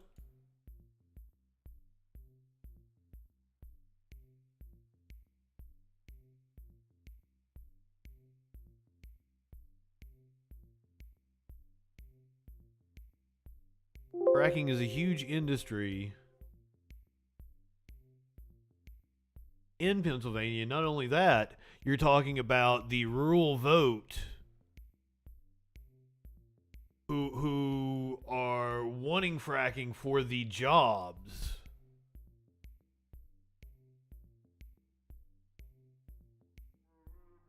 Kind of blurry, but you can see, like, over half the state, maybe? That's a fucking lot. Is sitting on one of the world's biggest reserves of natural gas, whatever the shell basin, whatever the technical name is for that. And that basin has a fucking proper name. So one of the things that is important about that is, like, pre-COVID and pre the drop, the price drop in energy, when, like, the markets plummeted, there were a lot of small independent wells being pumped. And, like, I think there's an itch to get back to some of these small independent companies. And I feel like that is what Fetterman was trying to say. That, like, I want this mom and pop out here to be able to have this small rig as opposed to some gigantic industry moving in. Because that's where all the movement was, and it was one of the reasons why we were experiencing. You hear right-wingers say that we were energy independent. And that was contingent upon the futures market of natural gas and oil, which it looked like, which has been an about face that we found out, like, in the late 90s, that we were sitting on way more oil and natural gas than what we thought we were. And there's been a push to produce domestically. And Obama expanded that production domestically. That's one of the reasons why gas was the cheapest in the last since I paid 99 cents for it when I first started driving in, like, 1999 or 2000, whenever I got my permit. Like, Obama provided the cheapest, and it came down to, like, 113 was the national average. That was because of our domestic production. COVID sent a shockwave through the futures market. And now there's not all these small independent rigs popping up, and we're kind of depending on the large producers to produce oil. And they do indeed have better extraction tech. Technology has made it easier to get to it, but that still doesn't eliminate the possibility of having earthquakes, poisoning your water supply, because they pump these chemicals in between the rocks in order to get them to move. That's what the fracking is pumping a bunch of chemicals into rocks to get them to move and bump together.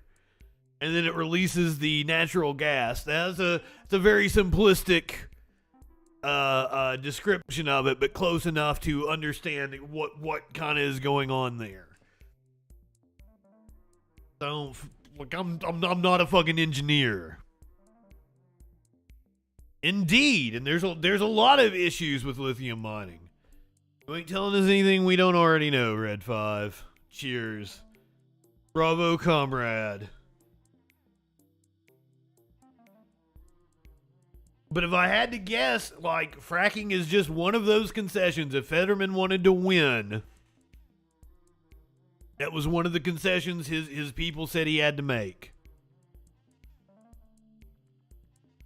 But still, $2.50 would have been probably $15 in today's dollars, adjusted for inflation and shit. So, and 50, like, I would say most of my adult life, I'd say the average has been $15, $20 would fill up a vehicle. Like, I paid for a friend's gas the other day, and like, $3.20 or something like that. That seems about right. What are right wingers bitching about gas prices?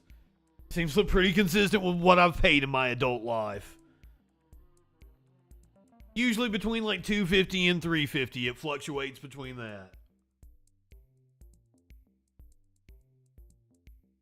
But I would just assume that's the concession he had to make in order to win, and I understand that politically, and I know that pisses leftists off, and even I want to, I would have liked a better fucking answer. I would have liked for him to explain why he was changing his position, which he clearly was. That was his weakest point in the debate, where they had the fucking quote from him, the based quote from 2018, that said he does not support fracking and never supported fracking. And he struggled to say why. It's okay to say that your views have evolved. I see how this affects local people. My constituency has reached out to me and told me they are appreciative of the jobs that would be provided by these rigs. He tried to make a argument about a local company putting in their own fracking well to supply their own energy. So I guess that's something, but that was his weakest point in the debate. He had some witty lines for someone, and I think that once again that shows that his brain function is there. He's just taking time to process, and his fine motor skills are still recovering, because that's perfectly normal. And as I understand it, he is expected to make a full recovery in a year or two. Or a year or two out from whenever he had the stroke. He definitely had some comebacks and one-liners, and he was setting expectations with that interview we watched the other day. So people could get a real good look at him, know what to expect. He really got to explain his side. And now, so like the reporter did take some pushback for being ableist and shit. But now I'm not so sure that it wasn't the campaign wanting to hone in on that specific topic and let him talk about it for 10 or 15 minutes. Maybe.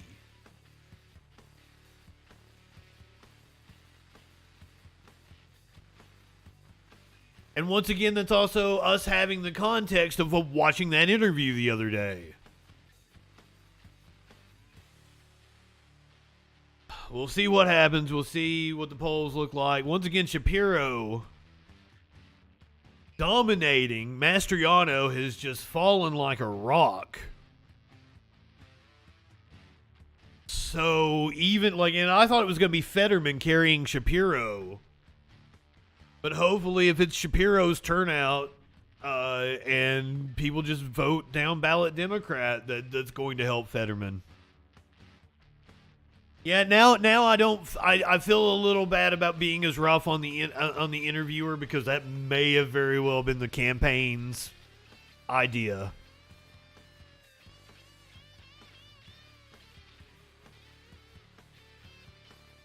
And if so, it's kind of understandable going into this debate. Like he's not at the point where that we thought he was going to be, where he was, quick-witted and snappy.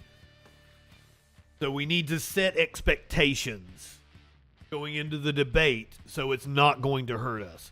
Because if you just went into the debate, yeah, Professor Q, that was 8 o'clock. But it'll be up on the YouTube. Totally go back and watch it.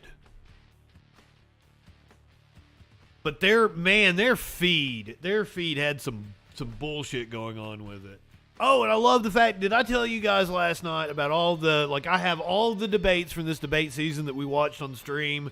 They're all in their own little individual compartmentalized section on my YouTube.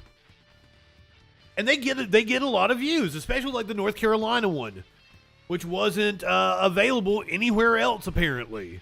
It was behind a paywall. And just me being who I am was able to watch it, of course. So I've been doing all the debates individually. I've even been putting them up on Spotify and Google Podcasts, all that good shit. Been putting them up there individually, and Spotify has the video along with the podcast. But I've also been splitting the show off where we do the news. And that's the funny thing to me is last night I put up, because I clip them apart, so there's a news program and there's the debate. Last night I put up what did we watch? Ron DeSantis, Charlie Crist. Oh, and we didn't even get to watch it live. I was having internet issues, so it was basically just me watching it and putting up the replay so people could actually watch it. Within an hour, it got more views than the Utah debate. So all these debates that I've done on YouTube, they've been great for my content, right? My views are way up on YouTube, subscribers way up. Doing the debates have been great. But there's only been one debate that hasn't even broke double digits. Like, most of them have gotten like 90, 100, 150 views. Some of them all the way up into like 1,500 views. I think Abbott and Beto was incredibly popular. I think it got a couple of thousand views. The Utah Senate debate is sitting on 5 views. The Utah Senate debate. This is the only one that hasn't gotten any kind of appreciable amount of views. And I laugh my ass off. The fact that Ron DeSantis and Charlie Crist, the re-upload that I put up last night in the middle of the fucking night at like 4 o'clock in the morning, it had more views than the Utah Senate debate, which has been up like a week and a half now. Nobody gives a shit about Utah. And that debate was actually really fucking fun. Thank you so much, Girl of the Gray. I appreciate that.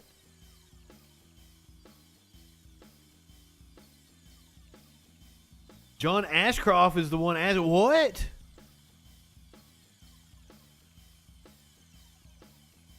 Whoa. Is John Ashcroft is still alive? I thought he died not that long ago. Didn't we report on this, and didn't I play Let the Eagle Soar? Is this motherfucker still actually alive? He is! God damn it. But we gotta listen to it again. Why you guys gotta keep doing this?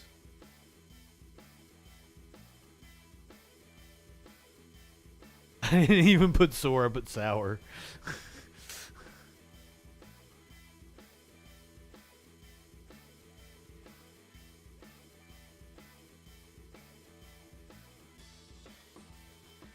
Every time John Ashcroft gets brought up, which happens from time to time, we do a nightly news show. We cover a lot of shit. We do deep dives. John Ashcroft has gotten brought up a few times on this show. Every time we got to go back and we got to play him singing this stupid ass song. Eagles soar once more. Let the eagles soar like she's never. God, Kissinger is still alive. Cover them statue titties. That's exactly right. That was what he was known for. Came into office with the Bush administration and wanted to cover Lady Justice's tits up. It was an affront to his Christian sensibilities. And we're gonna talk about a superintendent candidate in Oklahoma here in a little bit that's gonna scare you. If let the eagle soar and covering up Lady Justice's breastises doesn't do it for you.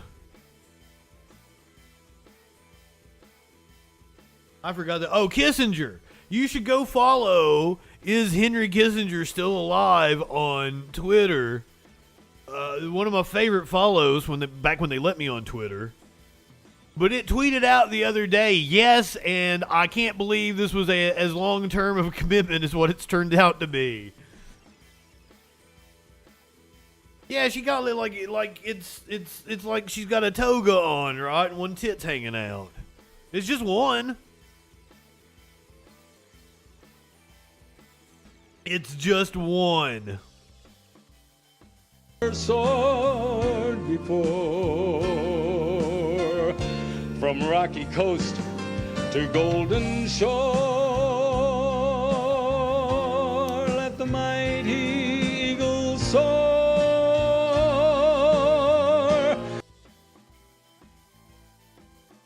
I had to live through that shit, so you guys got to watch it. Anytime John Ashcroft is brought up.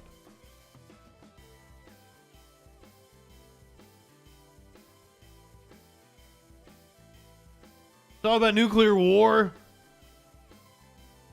Free the justice titties.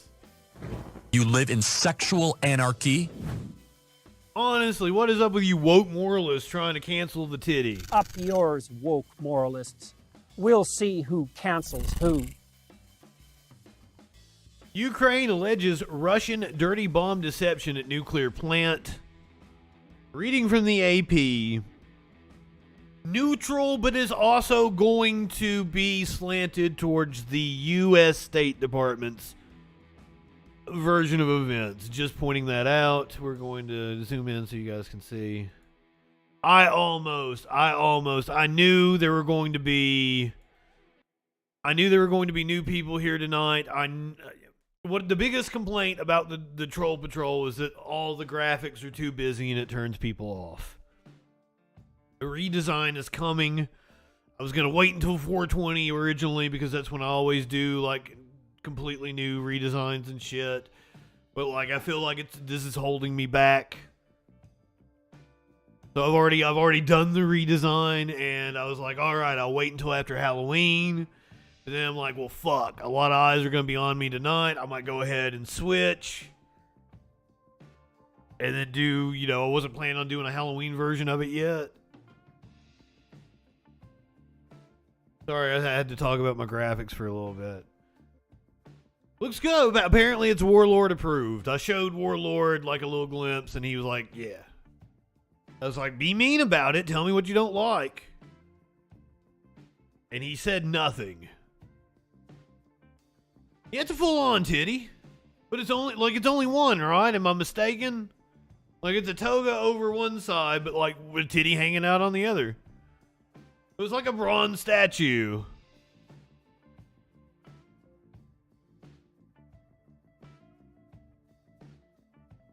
All titties should be protected and cherished. Even mine. Pulled my fucking headphones out.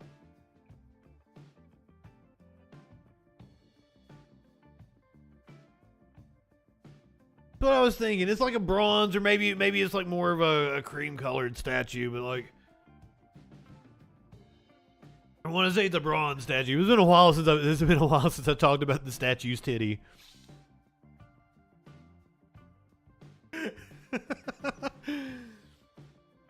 God, yeah, like I start talking about nuclear war, and then I'm like, I'm sorry I didn't do my graphics tonight, but like the story is going to take up the whole screen now. You guys are going to see the entire browser. I'll just be down in the corner. It looks a lot cleaner. And I almost did it tonight. I don't even know what to call that. It's not a bronze statue. It's like a silver statue. I guess I can show this on stream. Everybody knows what we're talking about, except people listening to the podcast. They're like, oh, I can't see statue titty. William Sprain, what's going on, my friend? Welcome. Go Packers. But people just watching the stream can't see your avatar. Pewter statue, maybe. He was triggered by the titty. Triggered by the titty. Fuck Lindsey Graham today. Apparently, the angel of death is coming for Lindsey Graham and assorted other public figures. And I am really killing it on my thumbnail game. The angel of death is coming for Lindsey Graham, Michelle Obama, Ilhan Omar, Justice John Roberts, Hillary Clinton, Joe Biden, Bill Gates, Eric Adams, Katie Hochul. There was a whole assortment of them. Let's go. Why was Henry Kissinger not on that list of all the people? I'm going to assume that the QAnon conference was right. Please, YouTube, don't ban me. And Henry Kissinger is going to live another 20 years. It ain't going to happen this year. We aren't going to get a Christmas present. There were some other good people, or at least people that didn't deserve to have the angel of death visit them, on the whole list. I just only had room on the thumbnail for a few, and I wanted to make sure it was like the figures that would be the most triggering to right-wingers. Michelle Obama, Hillary Clinton. Aren't I what? Living in sexual anarchy? You live in sexual anarchy? Oh, fucking, I was supposed to get back to the news forever ago. Ukraine alleges Russian dirty bomb deception at nuke plant. What happens when people walk in here and they just see me being stupid, and then all of a sudden I turn into like serious newsman, and I actually have like the news voice? It's like, oh shit, this motherfucker could do this for real. He could be an anchor on a news station.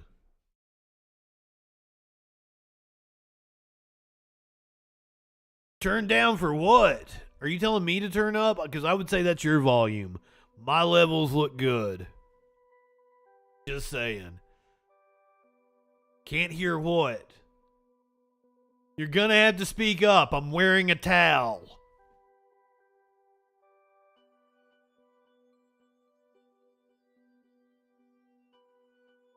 This is one of my favorite lines of all time.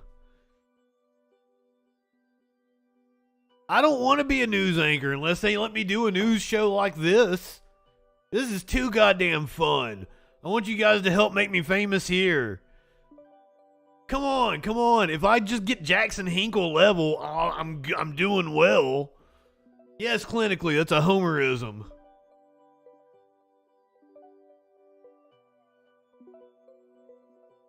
I don't have to. Who's winning so far? The Green Bay Packers.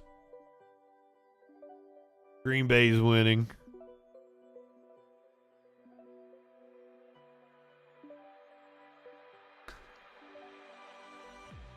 And I don't know, like, I'm in dark mode. I don't know how to make, like, the AP is white. I don't know how to make it dark mode because I know that also turns people off that it's so goddamn bright.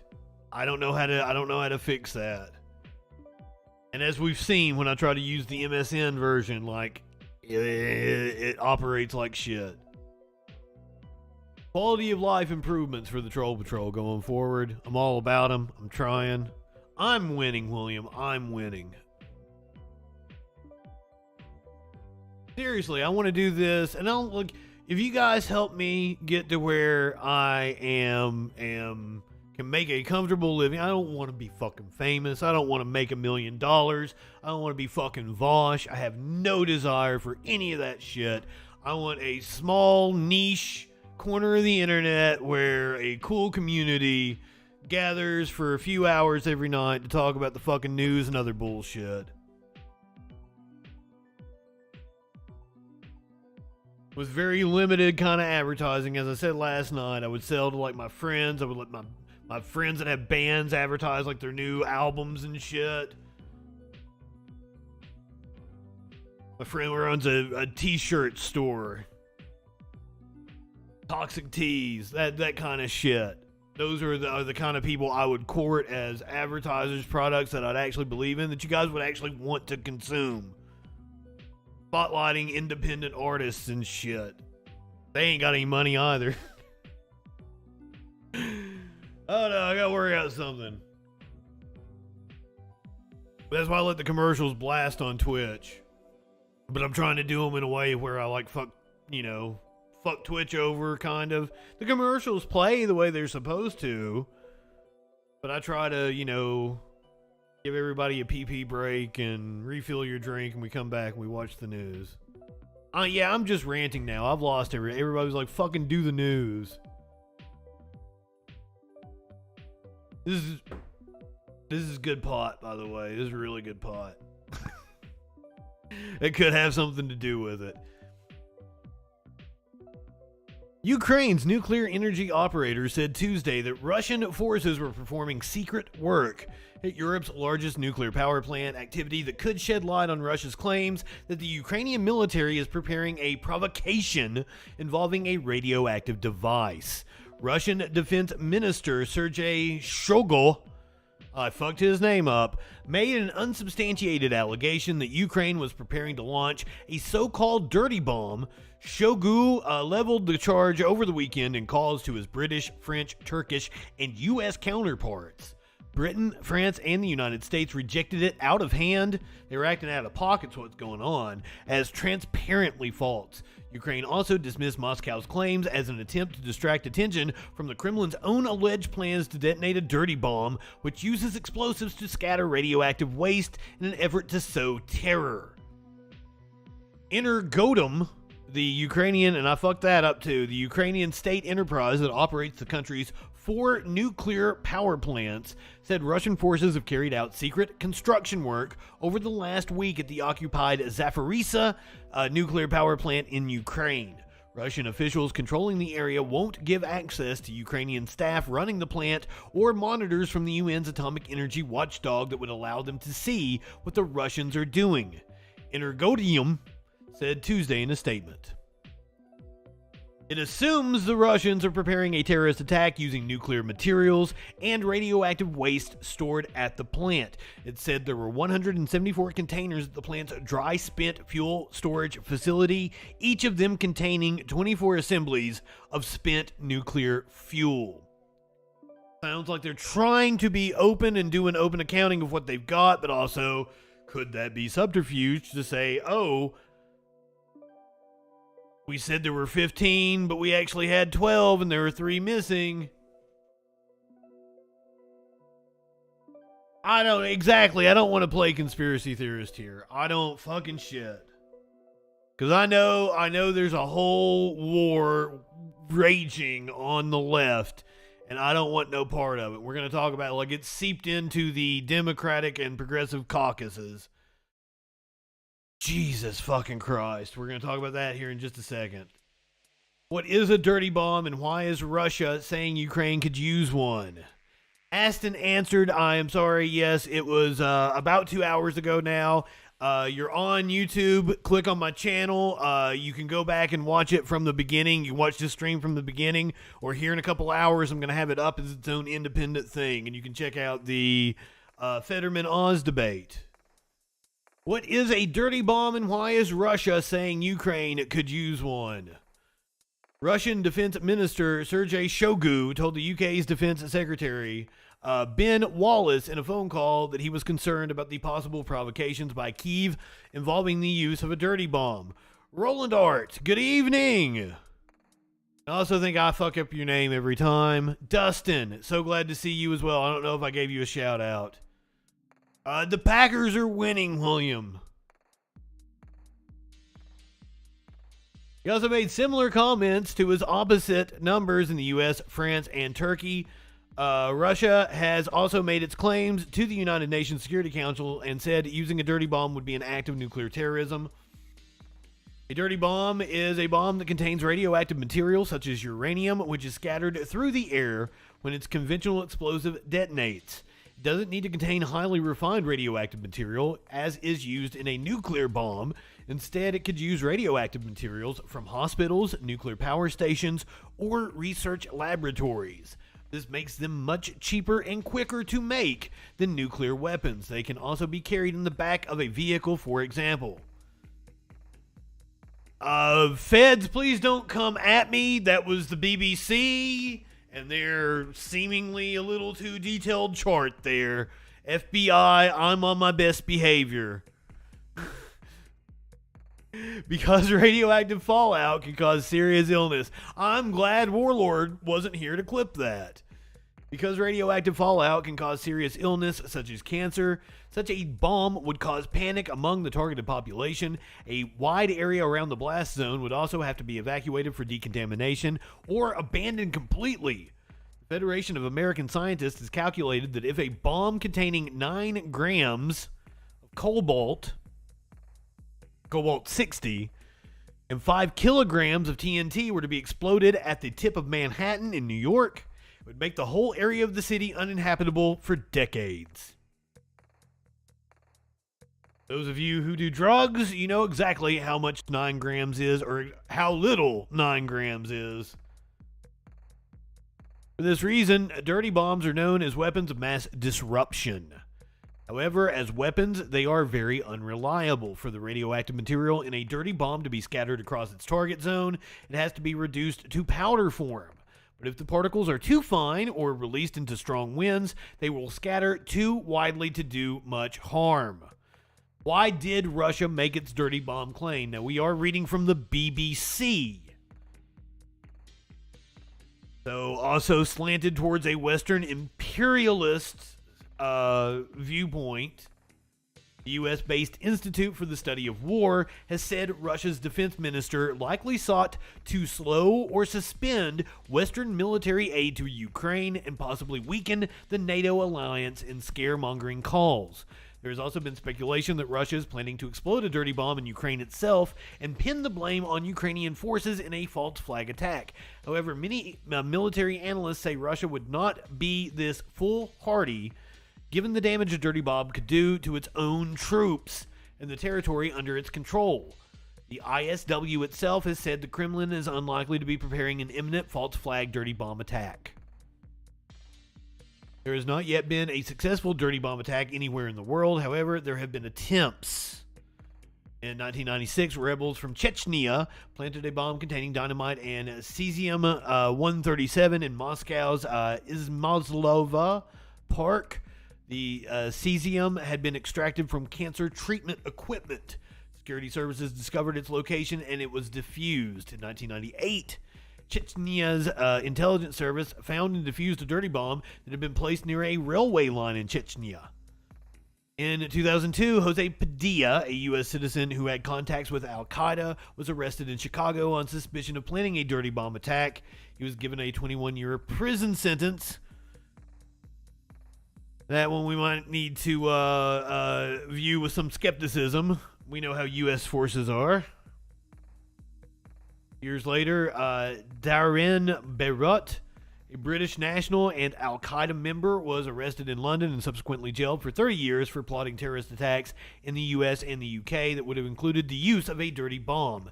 However, neither Padilla nor Beirut had begun assembling their bombs before they were arrested.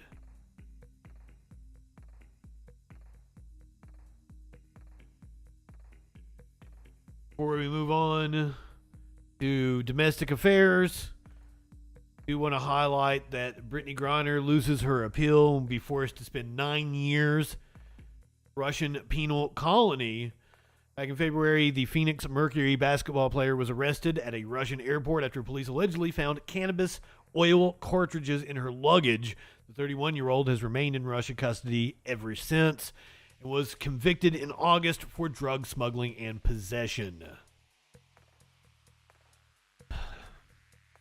The Biden administration stopped Dennis Rodman from going to Russia, saying it was working on the situation. Stopped Bill Richardson from going to Russia. There's also a teacher who is imprisoned in Russia, more than likely bullshit charges. And I get really upset about seeing the asshole right-wingers in the comments saying she had this shit coming to her. Oh, she hates America. Let's see how she hates America after she stays in the penal colony. What the fuck? She's being used as a pawn in a game of chess by a world power. She more than likely did, and even if she did mistakenly leave that shit in her bag, she had some CBD oil on her. Even if she did, she doesn't deserve this, but I would put money on Russia planted it on her. I would put money because she travels all the fucking time. She does that. She goes over to Russia all the fucking time. And she was only there because she doesn't get paid enough in the U.S. Another stand with your fellow workers, and that even means WNBA players, because they are barely scraping to get by. And you can look up their salaries. They're probably making $150,000 or $200,000, whatever it is, but they have to pay for their own fucking expenses. It's just like WWE wrestlers. Some of them making $100,000, $200,000 barely covers what they are out being on the road. Russian border security. I learned it from watching you. Exactly. I don't put it past U.S. Police to plant shit on people, so why would I put it past Russia? Moving over to domestic policy, progressive Democrats withdraw their letter calling for more diplomatic efforts with Russia. Apparently, this is a whole thing today. A day after House progressives sent a letter to President Biden urging him to change his approach to Russia's invasion of Ukraine, the group abruptly changed course amid intense pushback from Democratic lawmakers. The Congressional Progressive Caucus hereby withdraws its recent letter to the White House regarding Ukraine, as according to Representative Pramila Jayapal, the chair of the caucus, in a statement on Tuesday. The about-face comes after frustrated Democratic lawmakers took to social media to offer their explanation of the letter, originally drafted and signed by 30 members this summer, and was not recirculated ahead of its public release on Monday. It's not very long, so allow me to read it to you. Let me see if I can make it a little bigger for you. Mr. President, we write with appreciation for your commitment to Ukraine's legitimate struggle against Russia's war of aggression. Sorry about that. Your support for the self-defense of an independent, sovereign, and democratic state has been supported by Congress, including through various appropriations of military, economic, and humanitarian aid in furtherance of this cause. Your administration's policy was critical to enable the Ukrainian people, through their courageous fighting and heroic sacrifices, to deal a historic military defeat to Russia, forcing Russia to dramatically scale back the stated goals of the invasion. Crucially, you achieved this while also maintaining that it is imperative to avoid direct military conflict with Russia, which would lead to World War III, something we must strive to prevent. The risk of nuclear weapons being used has been estimated to be higher now than at any time since the height of the Cold War. Given the catastrophic possibilities of nuclear escalation and miscalculation, which only increase the longer this war continues, we agree with your goal of avoiding direct military conflict as an overriding national security priority. Given the destruction created by this war for Ukraine and the world, as well as the risk of catastrophic escalation, we also believe it is in the interest of Ukraine, the United States, and the world to avoid a prolonged conflict. For this reason, we urge you to pair the military and economic support the United States has provided to Ukraine with a proactive diplomatic push, redoubling efforts to seek a realistic framework for a ceasefire. This is consistent with your recognition that there's going to have to be a negotiated settlement here, and your concern that Vladimir Putin doesn't have a way out right now, and I'm trying to figure out what we do about that. Sounds perfectly reasonable thus far. We are under no illusions regarding the difficulties involving engaging Russia given its outrageous and illegal invasion of Ukraine and its decision to make additional illegal annexations of Ukrainian territory. However, if there is a way to end the war while preserving a free and independent Ukraine, it is in America's responsibility to pursue every diplomatic avenue to support such a solution that is acceptable to the people of Ukraine. Such a framework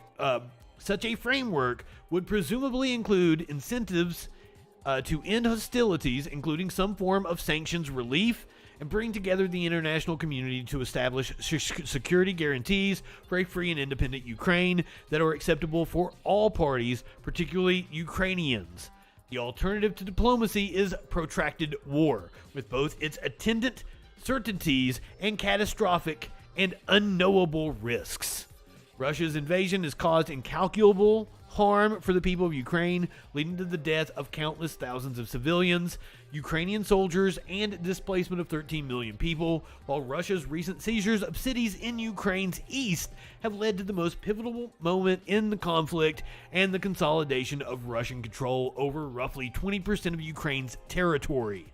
The conflict threatens an additional tens of millions more worldwide as skyrocketing prices in wheat, fertilizer, and fuel spark acute crises in global hunger and poverty.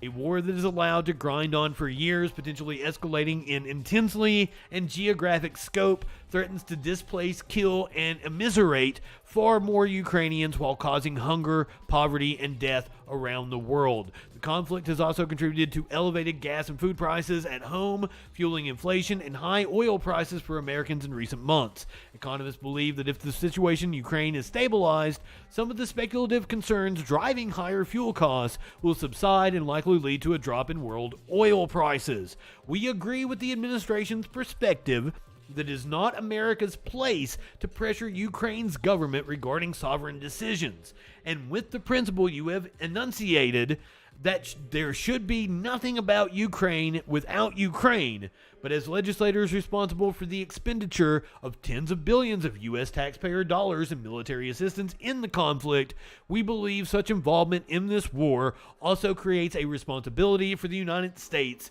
to seriously explore all possible avenues, including direct engagement with Russia, to reduce harm and support Ukraine in achieving a peaceful settlement.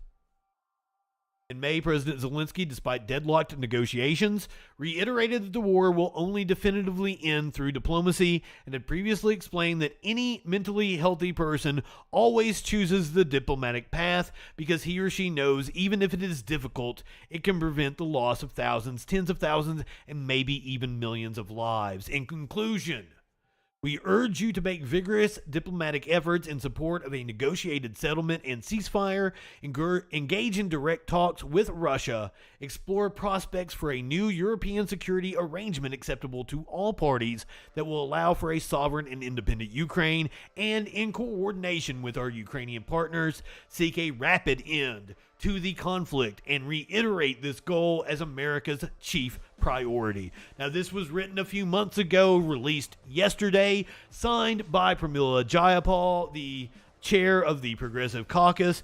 30 members signed on to it. Cory Bush, Earl Blumenauer,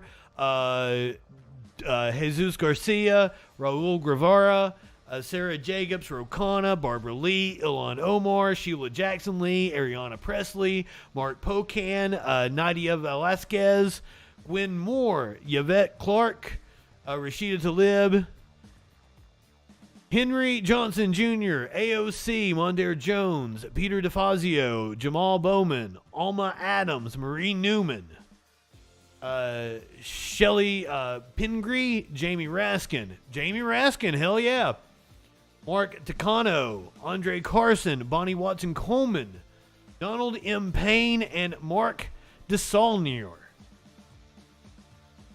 All of which deserve applause on this one, because that was a very well worded letter. I agree wholeheartedly with everything in that letter. This was a letter drafted by the House Progressive Caucus. So bravo to them. I agree with this position. Now, this letter that we just read, which is so easy to agree with, caused an uproar. A day after House Progressives sent a letter to President Biden urging him to change his approach to Russia's invasion of Ukraine, the group abruptly changed course amid intense pushback. The about face comes after frustrated Democratic lawmakers took to social media to offer their explanation. So, Congresswoman Sarah Jacobs said, timing and diplomacy is everything. I signed this letter on June 30th, but a lot has changed since then. I wouldn't sign it today. We have to continue supporting Ukraine economically and militarily to give them the leverage they need to end the war. Oh, God. I don't like that they've backed down. I don't like that they're backing down because there was nothing wrong with that letter. I don't know what has changed other than diplomacy being even more imperative at this moment.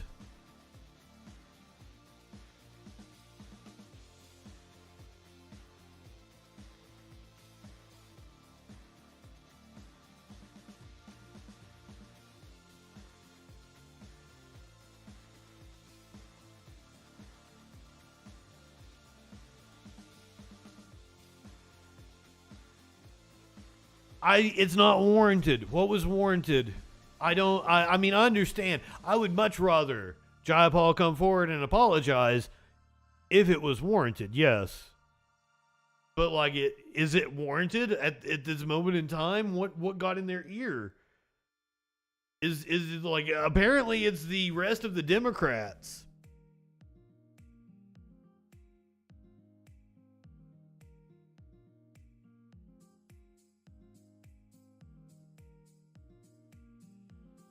Dustin, I'm worried that you may be right, or at least... So Putin's ultimate goal is reuniting the Soviet Union. But it's especially Georgia and Ukraine. Because that gives them control of like 12 to 15% more of the world's oil and natural gas. As I was talking about when we had the caller DM the other day,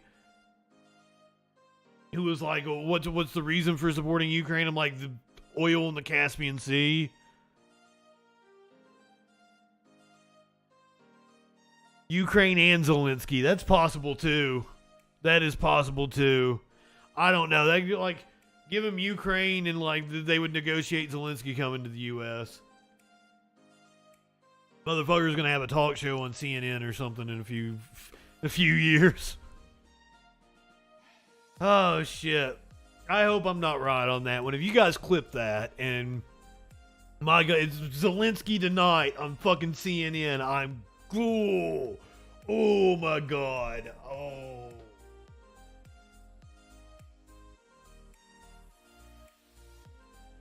That was just a joke.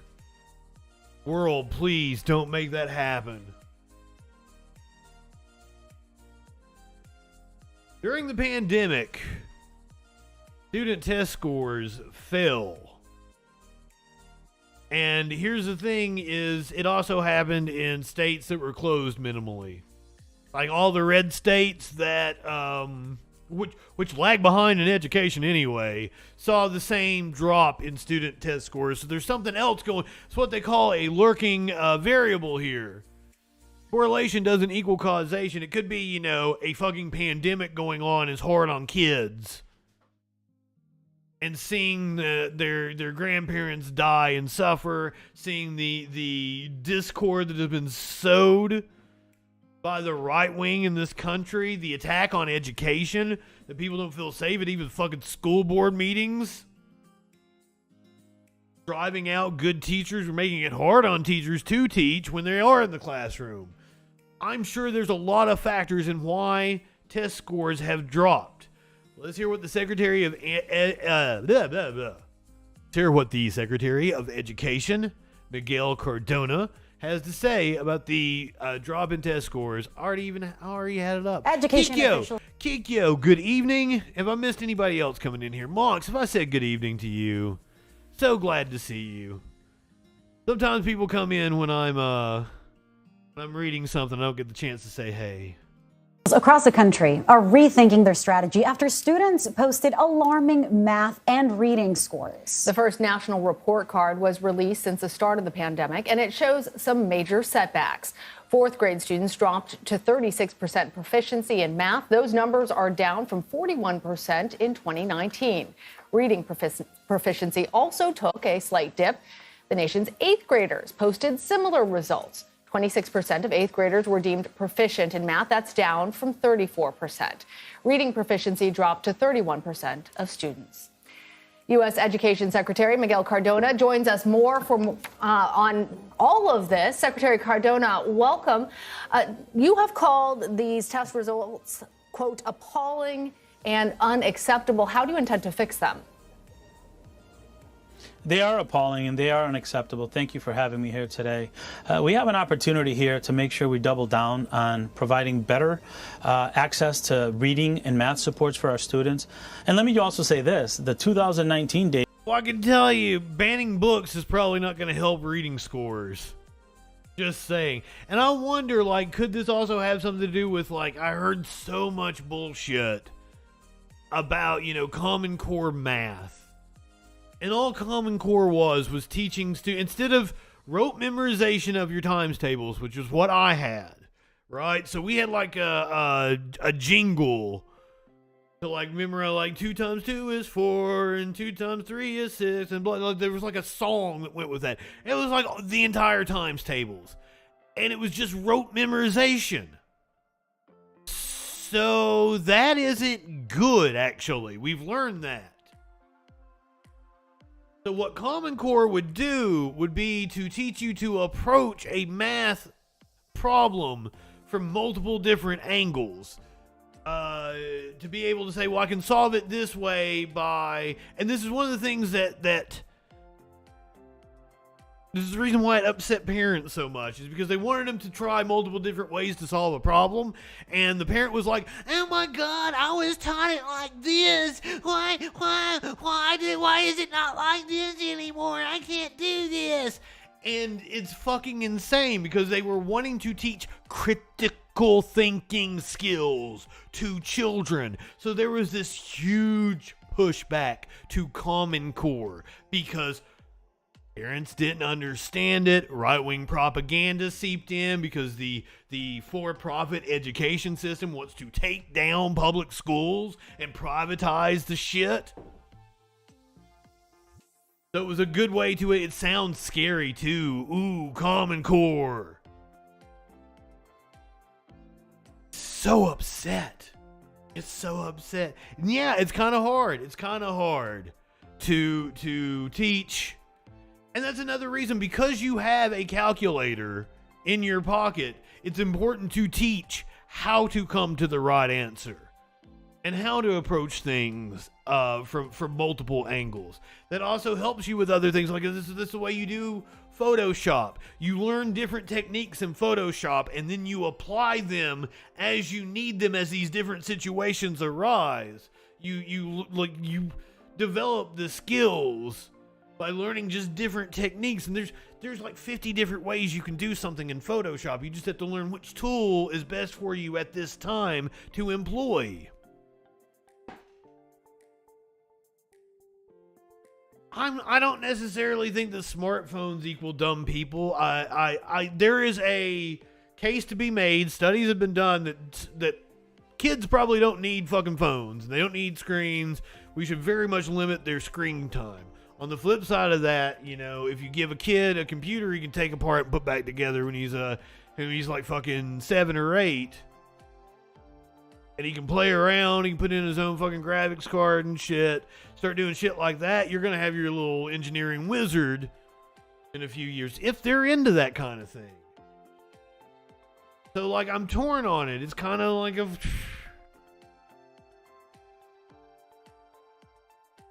And then you've also got to look at, you know, schools are turning to remote learning to help alleviate some of the problem of class size.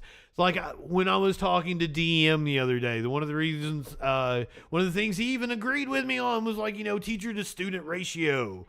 The way you do that is by investing in schools and hiring more teachers. It's not fucking hard. It's a policy decision.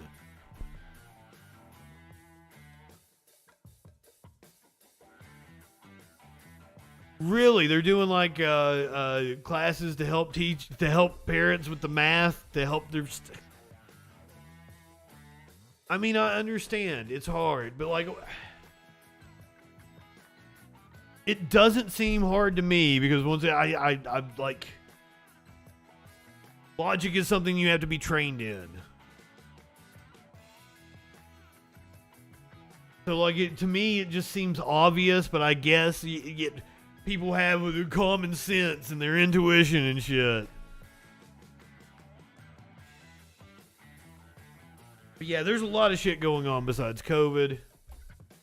But a lot of it, COVID is playing a big factor in exacerbating the issue. Data, that was nothing to brag about either. We've lost our spot. We have to work to make sure that our students here in the United States are number one again in the world. That's spot like my dog spot. We have an opportunity here with the American Rescue Plan dollars, with the same urgency that we had reopening our schools, to raise the bar for our students, to provide them more opportunities. That means having highly qualified teachers in every classroom for every student, providing more opportunities after school, providing summer learning opportunities that give students a chance to catch up on what was lost during the pandemic, but also raise the bar, because those 2019 data is not something that I aspire to achieve. Yeah. I want to go past that. Secretary, you know, one of the areas where especially students of color, Black and Latino students, are really lagging behind had to do with remote learning. Students who did not have access to computers or good internet or lived in housing. That's also a factor I didn't even think of at the moment. They didn't have the quiet space to do classes. That points to perhaps a lack of preparation from the department to enabling students to have what they needed to do to learn better. How is the department now equipping students for moving forward if they have to do distance learning? And what kind of guidance do you think should have been in place in preparation to equip them with what they needed then? You're right. You know, when I came in as Secretary of Education in March of 2021, a year after the pandemic, there was very little guidance that went out. I was a commissioner in Connecticut. There was very little guidance that went out. Right away, when we got in here, we went from 47% of the schools fully open to close to 100%, maybe 9 months later. We worked hard to pass the bipartisan infrastructure plan that's going to improve broadband access. Through the American Rescue Plan dollars, $130 billion to our K-12 schools to make sure students have access to technology, and that we provide professional learning opportunities for teachers. What good is a laptop if we're not helping our teachers understand how to use that technology? So we have invested a lot, but that's just the beginning. We need to double down, as I said before, not only at the federal level, but also at the state level. Look, if this is not a wake-up call for governors, 39%, 41%, those are extremely low numbers. We can do better. Our students deserve it. Secretary, I recognize that you only came into your position in 2021, and I want to go back to something you were saying about 2019 and those test scores not being where they should have been anyway. Is this a failure of the Department of Education to actually get our students, regardless of their socioeconomic, race, or cultural background, to where they need to be in this country? Is it a failure of the Department of Education? I think all of us need to be looked at as responsible for normalizing what you called out earlier. We have achievement gaps based on place and race that have been normalized in this country for the last several decades. So what we're trying to do here, as Secretary of Education, I'm really pushing hard to make sure that we put out those issues and communicate with families where our students are, help families hold our education community accountable for utilizing the American Rescue Plan dollars to help their children. Look, I'm a father of 2 high schoolers during this pandemic. How do you fix it, They were though? impacted significantly.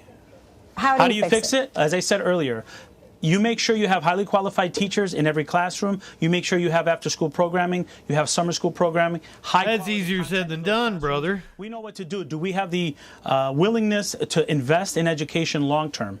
We can't just count on the American Rescue Plan dollars and the urgency of the president and half of Congress to get this fixed. This is a issue that has permeated for generations, for decades of underinvestment in education. If we're serious about closing these gaps and giving our students a chance to succeed, we need to invest in education and make sure that we're providing the resources to our students. What we're talking about today are teacher shortages. That's a symptom of underinvestment in our schools. Let's be honest about what the issues are and let's address them together. And that also, as you say, goes to making sure that we treat teachers like real professionals in this country. I want to ask you about something else, changing topics a little bit. Roughly 40 million Americans are now in limbo after an appeals court temporarily blocked President Biden's student loan forgiveness program. Okay, student loan forgiveness. Okay. I was like, what other thing are you going to ask him about? You know, we're not deterred. We know 40 million people are counting on us to fight for them, and we're going to continue to fight for them. This is a temporary stay right now. We have folks suing us, some Republicans suing us to stop us from providing debt relief to hardworking Americans. And these are people that are trying to live the American dream, and these are also people who are paying for their children's education. Unfortunately, some of these same people that are want to block us are people that benefited from loan relief last year with PPP loans. It's hypocrisy at its best. We're not going to stop fighting, and we're going to communicate with those who have applied, and we're still encouraging folks to. There is he's still encouraging folks to apply. I just hit you with the link in the description. If you have not applied yet, go ahead, do it. Even though it is on pause right now, they are still processing them. And hopefully it will go forward in just a few weeks, possibly, maybe. We'll see what happens. The Alaska GOP has censured the head of the Senate GOP for supporting the GOP senator from Alaska.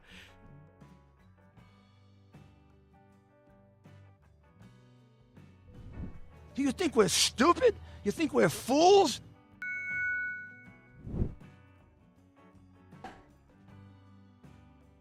Alaska GOP censures Mitch McConnell for divisive attack ads against Trump-backed Senate candidate. Alaska's Republican Party voted Monday night to censure Senate Minority Leader Mitch McConnell for backing a series of attack ads against Trump-endorsed Senate candidate Kelly Tshibaka, who is trying to unseat incumbent Senator Lisa Murkowski, further widening the gap between McConnell and Trump-allied Republicans. The state's Republican Party slammed McConnell in a Facebook post Monday night, arguing his financial support for Murkowski through the Senate Leadership Fund is in direct contradiction of the party, which endorsed Tshibaka in July. No one to root for in this fight, as producer Dave loves to say. In the statement, Alaskan Party officials call on the Senate Leadership Fund to immediately stop running attack ads against Tshibaka, arguing the ads are divisive and misleading, malicious, and a gross distortion of fact. Most of the ads suggest Tshibaka may have committed fraud and wasted taxpayer money as a member of the Alaska Department of Administration. According to the Anchorage Daily News, although factcheck.org found some ads paid for by the Senate Leadership Fund leave the false impression Tabaga supports an all-out ban on birth control. She has said she hopes to ban some birth control by mail, but later said her remarks were taken out of context. Meanwhile, in a rare move, on Monday, Murkowski endorsed Representative Mary Peltola, the Democratic candidate running against Trump-endorsed former Alaskan Governor Sarah Palin for the state's lone House seat. Peltola later endorsed Murkowski, saying she would rank her first out of her 4 candidates in the state's ranked choice voting system. The meme of the girls fighting with a guy takes a bong rip. Yep.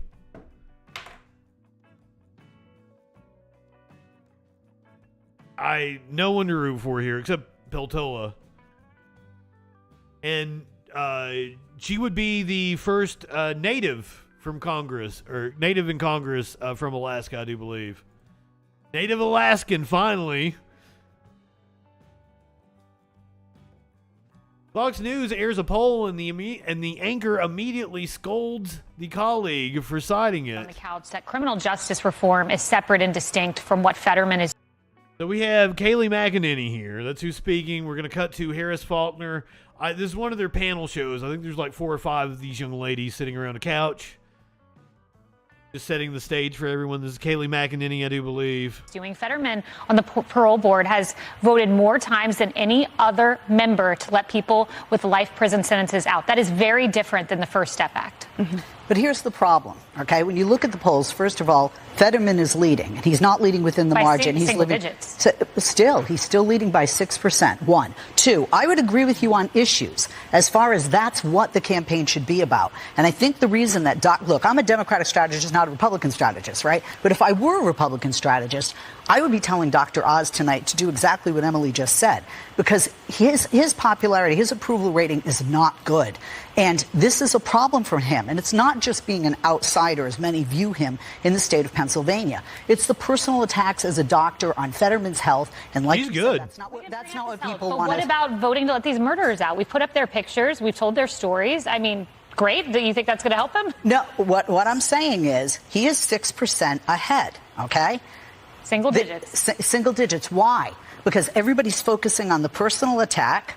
People aren't focusing on the issues that matter to the voters. But obviously, these issues don't matter perhaps as much, just like a debate doesn't matter as much. The people are pretty much set on who they're going to vote for. You know this. It's going to change, a vote or two. But that bait could be kind of pivotal.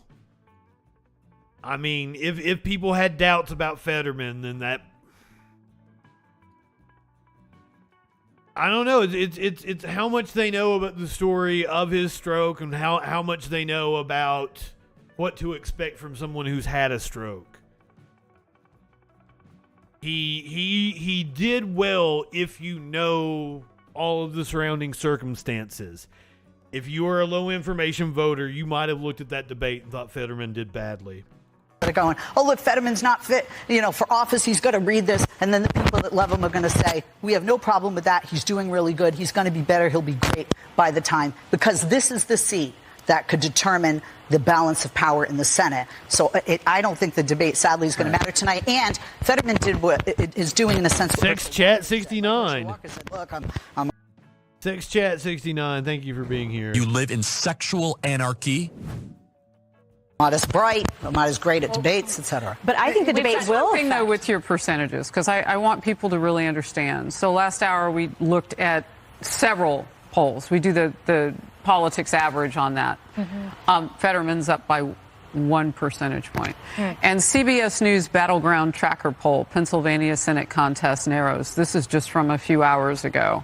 The most recent polling has them at barely 2, just under 2, and that Fetterman was up by 5 points last month. So, yeah, I don't see 6 anywhere. I know you can find an outlier, but that gets averaged in, and it's 2% or under. It is squeaky tight, Leslie. And I think his health does matter. Yeah. If he can't do the job, he can't do the job. Do you think it matters that he'll need a monitor?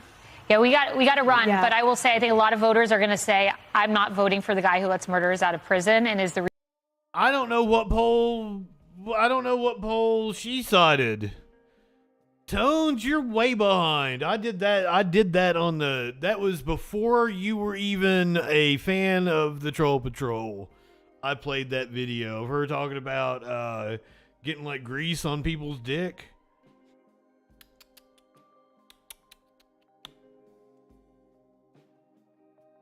Oh, that's not the one you were talking about? Where she was talking about eating like egg and bacon sandwich or something and giving head? And then you're gonna put that in your pussy? yeah, fucking Cardi's awesome.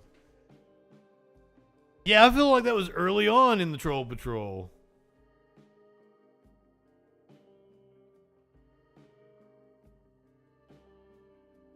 RCP has Oz at plus 2.6. The poll I saw earlier today had Fetterman at 6. So, like, I know what the Democratic strategist was talking about. So I don't know what Faulkner pulled up there. But I mean, she go to Breitbart or some shit? Oh, fuck. This is an important election, though. I know they always say it's the most important election of our lifetimes. Slavery is on the ballot for voters in 5 U.S. states.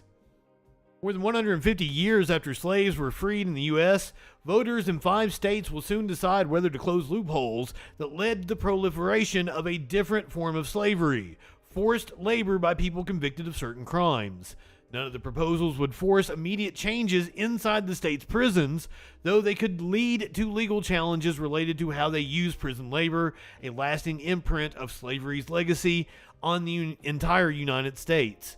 The effort is part of a national push to amend the 13th Amendment to the U.S. Constitution that banned enslavement or involuntary servitude except as a form of criminal punishment. That exception has long permitted the exploitation of labor by convicted felons. You know, this is an issue I'm very passionate about. It was a CNN poll. Thank you, Mox. Nearly 20 states have constitutions that include language permitting slavery and involuntary servitude as criminal punishments. In 2018, Colorado was the first to remove the language from its founding frameworks by ballot measure, followed by Nebraska and Utah. 2 years later, Utah is kind of surprising, but hell yeah. This November, versions of the question go before voters in Alabama, Louisiana, Oregon, Tennessee, and Vermont. Senator Ramesh Akbari, a Democrat from Memphis, was shocked when a fellow lawmaker told her about the slavery exception in the Tennessee Constitution and immediately began working to replace the language. When I found out that this exception existed, I thought, we've got to fix this. We've got to fix this right away. Our Constitution should reflect the values and the beliefs of our state. Constitutions require lengthy and technically tricky steps before they can be tweaked. Akbari first proposed changes in 2019. The GOP-dominated General Assembly then had to pass the changes by a majority vote in one 2-year legislative period and then pass it again within at least 2/3 approval in the next. The amendment could then go on the ballot in the year of the next gubernatorial election. Fuck. A lot of hoops there. But hey, Latino voters have some worries about Biden's scary policies. Come on, man. We're going to watch a focus group on Fox News talking about Biden's scary policies. Are only 17 days away, and not high enough for this shit. Control of Congress have gone from bad to worse. One of the reasons they've struggled is because they keep pushing radical policies that alienate the average day American. And one group that Democrats continue to take for granted is the Hispanic community. So I went to Miami, Florida. I mean, my God, that is like any semblance of news. And they used to, is this in the 9 o'clock hour in the morning? Like during the day, they used to have some semblance of being a news organization and did news and had a halfway decent news department. But when you're coming in, framing it as the reason Democrats have dropped is because of their radical policies they've been pushing, you have dropped any pretext of being an impartial, fair and balanced news organization. You are straight up propaganda at that point. Shep left a long time ago. Chris Wallace. Florida, and spoke to a group of Hispanic voters about what's driving them to the polls and away from the Democratic Party. Watch. What's the number one issue facing you and your family today? The economy. No. I mean, like, until like 2016, 2017 time, during the Trump years, that's when Fox really started ditching any pretext of being news. During the day, they had a semi-decent news department. I can even show you pieces they have produced. They had a piece on a trans girl in California just a few weeks back, and it was incredibly woke, as the kids called it. Some of the right wingers got upset with Fox News over it, but it was during their actual news broadcast, not their commentary. But I mean, even up till 2020, they had one of the best election coverage departments. That was the reason why they had the call on Arizona first. That dude that ran their election department was one of the absolute best in the country and had been there for fucking 20 years or something. And they fired him because he was right. They got the call before any other station, and it pissed their viewers off. That cracks me up.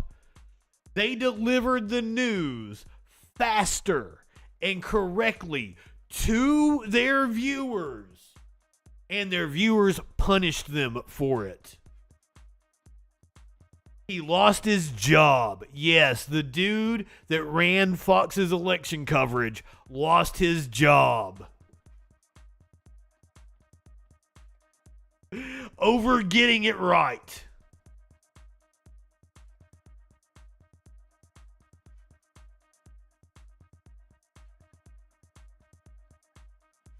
Over calling Arizona right.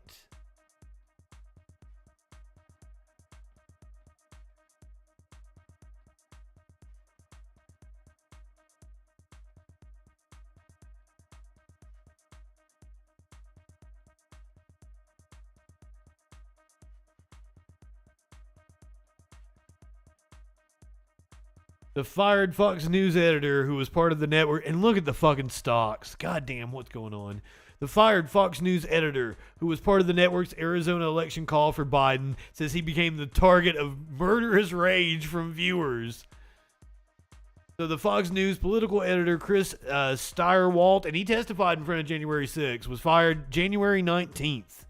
Steyerwalt was part of Fox's decision to call Arizona for Biden on November 3rd.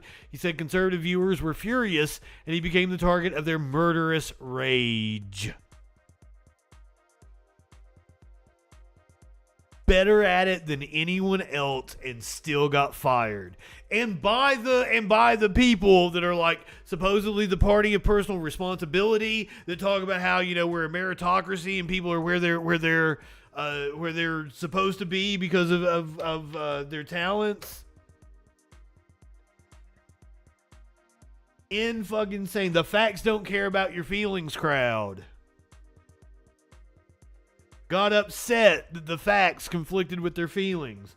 And it's all because, like, Fox News didn't do a good job of telling their viewers the truth about the election. And by God, they're not doing a good job right now. Ah, fuck. Well, I hope that bowl was clean. They're not doing a good job now. They have their viewers convinced there's a bloodbath coming for Democrats, and that's almost certainly not going to materialize. It's gonna be more of a few slices here and there. They might quite possibly lose the House, but they're probably going to gain in the Senate. So what happens when that happens and their viewers were expecting a bloodbath and we get a split government instead? And they're not going to be prepared for it. They're going to think, you know, Fetterman cheated. Tim Ryan cheated if he wins. Man, I had a right-winger the other day present an article to me, and he was one of Rob Noer's fans. He presented an article to me that said that MSNBC and CNN viewers are less informed than people who watch no news at all. That's what it was from a right-wing outlet. And that's all it said. And I said, you know what? That article is 100% correct, and I know the study it's referencing. What it didn't tell you was that Fox News viewers were far less informed than MSNBC and CNN viewers, and that people that watched NPR or listened to NPR and watched The Daily Show were far more informed than people who consumed nothing at all. No, the study was correct. People who watched MSNBC and CNN were less informed than if they consumed no news at all. I believe it. But Fox News was far worse. And in the study, people that watched The Daily Show and listened to NPR were the most informed. And I was like, that is how right-wingers do dishonesty. What you said was factually correct, but there was more to the story. Skylar Thompson coming in here like saying something incredibly fucking stupid.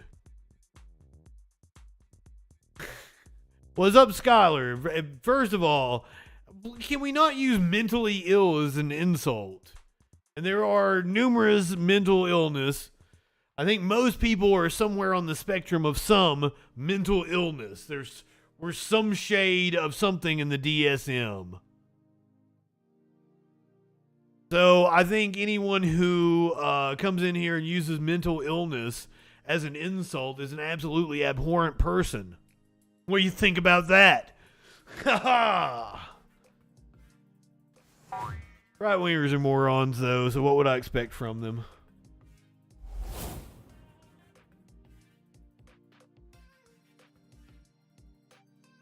That's the first thing wrong with what the fuck you said. Anyway, back to this is a focus group of Latinos who are going to tell you what they think about Biden's policies. By the way, Latinos do tend to be more conservative, but these are specifically Fox News viewers. The economy and I fear for my grandchildren. The violence in schools and all, it's everywhere. Oh, getting gunned down in schools? Yeah, you should. And a cafecito that used to be maybe $1.50 is now $3, and you see it everywhere. It's just that clear. Yeah. And so I would say that too. And it's also that we're seeing how this administration and the policies they're pursuing are so similar, starkly similar to the policies that they have in places like Cuba and Venezuela and Nicaragua where our families fled from. So that's what's scary. Maritza. The fuck are you talking about? You have to be incredibly uninformed to look around here at this late stage capitalist hellscape and say this is like the Cuban Revolution. What the fuck? I'd say the same. The economy, and it's so funny because when I heard her say the grandkids, that's foremost in my mind because I just have two now, one born July 4th, and I looked at him and I thought, are you worried that your grandkids are going to get gunned down in schools because we won't do anything about our gun laws? That is a legitimate worry. Or are you worried a drag queen might read to your grandkids? I want to know what it is exactly. And by the way, remember kids. Oh, hold on. Wrong one. Speaking of which, we have a manifesto from the school shooter yesterday. He was apparently an incel. So once again, this is just early reports. Things may come to light. But it seems he had a note that he left in his car and he was an incel. But remember, kids, shoot up drugs, not schools. More fun for everybody. Now, what is it you are scared of with your grandkids? is there going to be socialism when you're growing up? And I won't be here, but what can I do? What can I do now? When I won't be here, I have to leave something for them. And it scares me. It scares me what that's going to be like. My concerns are for my children. Very similar to Maria. The violence in school. I mean, it's hard for the children with everything that's going on. Learning off of a computer, it's just been challenging for everybody. Carlos, you voted for Obama twice, and you voted for Trump twice. Yes. How do you feel the Biden administration? Did you? They're going back. Did you activate the no cussing? What's going on here, Mox? Do I have to turn the clock on? I didn't see anybody activate that. They're undoing what Trump did for us, and it's sad to see. Yeah, but that's supposed to be to reset the clock when I'm on no profanity and I cussed. You're an independent voter. You can't abuse it. Democrat. Yes, and then I was a Republican. Yeah. Then I became a Democrat. Yeah. But right now, questioning my political thinking. Ideology. Yes. Did you watch Fox News? Administration doing as it relates to the economy. As to the economy, it's not doing that good. As to immigration, it's doing really bad. Let's talk about that. That's a perfect segue. How much time do I have to talk? Sweetheart, you can talk as long as you want. How's the Biden administration doing as it relates to the This guy's no Frank Luntz. It's horrible. It's horrible. I mean, the economy is bad, and then people are coming in from other countries, and it's just filling up, and I don't know where we're going with this, Now, this is in Florida. They've got so many immigrants coming in that they had to take and pay for immigrants from Texas in order to send them on behalf of Florida to Martha's Vineyard. When asked about this, Ron DeSantis said, well, they're only coming in like onesies and twosies. It's such a huge problem. Wish you people could learn to feel embarrassment. Trump started the wall. You support the wall. Yeah. And then now... You're in Florida. You can't build a fucking wall around Florida. I mean, everybody's coming through. I think I speak for everyone here. All of us, they're either immigrants or our families are immigrants. So we support an immigration process that's legal and orderly and all this stuff. But what we're seeing at the border just doesn't make any sense. How are you going to have over 2 million people already crossing the border? Those are the people that we know. What about the people we don't know? And I think it's very easy for Joe Biden, who lives in a mansion in Delaware, to talk about that. But those people, they come to our neighborhoods, right? And so I think that's what's... Sir, I've seen Joe Biden's house. It's not a mansion. Of all the politicians, it's just like fucking Bernie Sanders. Of all the politicians to accuse of being loaded, like really, Joe Biden? That's been his appeal, is that he's just like an everyday fuck, right? Like he's kind of down to earth. Joe Biden's house is not some McMansion. You might live in a bigger house than he does. I assure you, kiddo. It's making a lot of people really change in our community. People that I know that were Democrats, or maybe they voted for Biden, now have buyer's remorse. I think actually the White House is a dump, if you didn't know. It's old and they got a rat problem and shit. And in every emergency, the first thing you do... Fair enough. It is pretty big. Stop the bleeding first. And I think that's where we have to start. I think Trump attempted that, but now it's like taking that off and letting the bleeding has begun again. And we need to put a stop. And then see how we're going to treat these people that are here now. What are we going to do now? But we can't lose control that way, because we are a society and we can't take in 2 million people and put them out into society and have them have perfect lives. Everyone's going to live perfectly. You can't assimilate. Fair enough, like an old mansion. People in such a short amount of time. Carlos, you hear these conversations as someone that has voted for both political parties. How do you feel about the Democratic Party, how they're handling immigration right now? Yeah, they're dropping the ball. Yeah. I mean, I don't understand why, why having a border became a bad thing. When did that become a bad thing? Every country has a border. Every country. What in the fuck are these people talking about? I am so tired.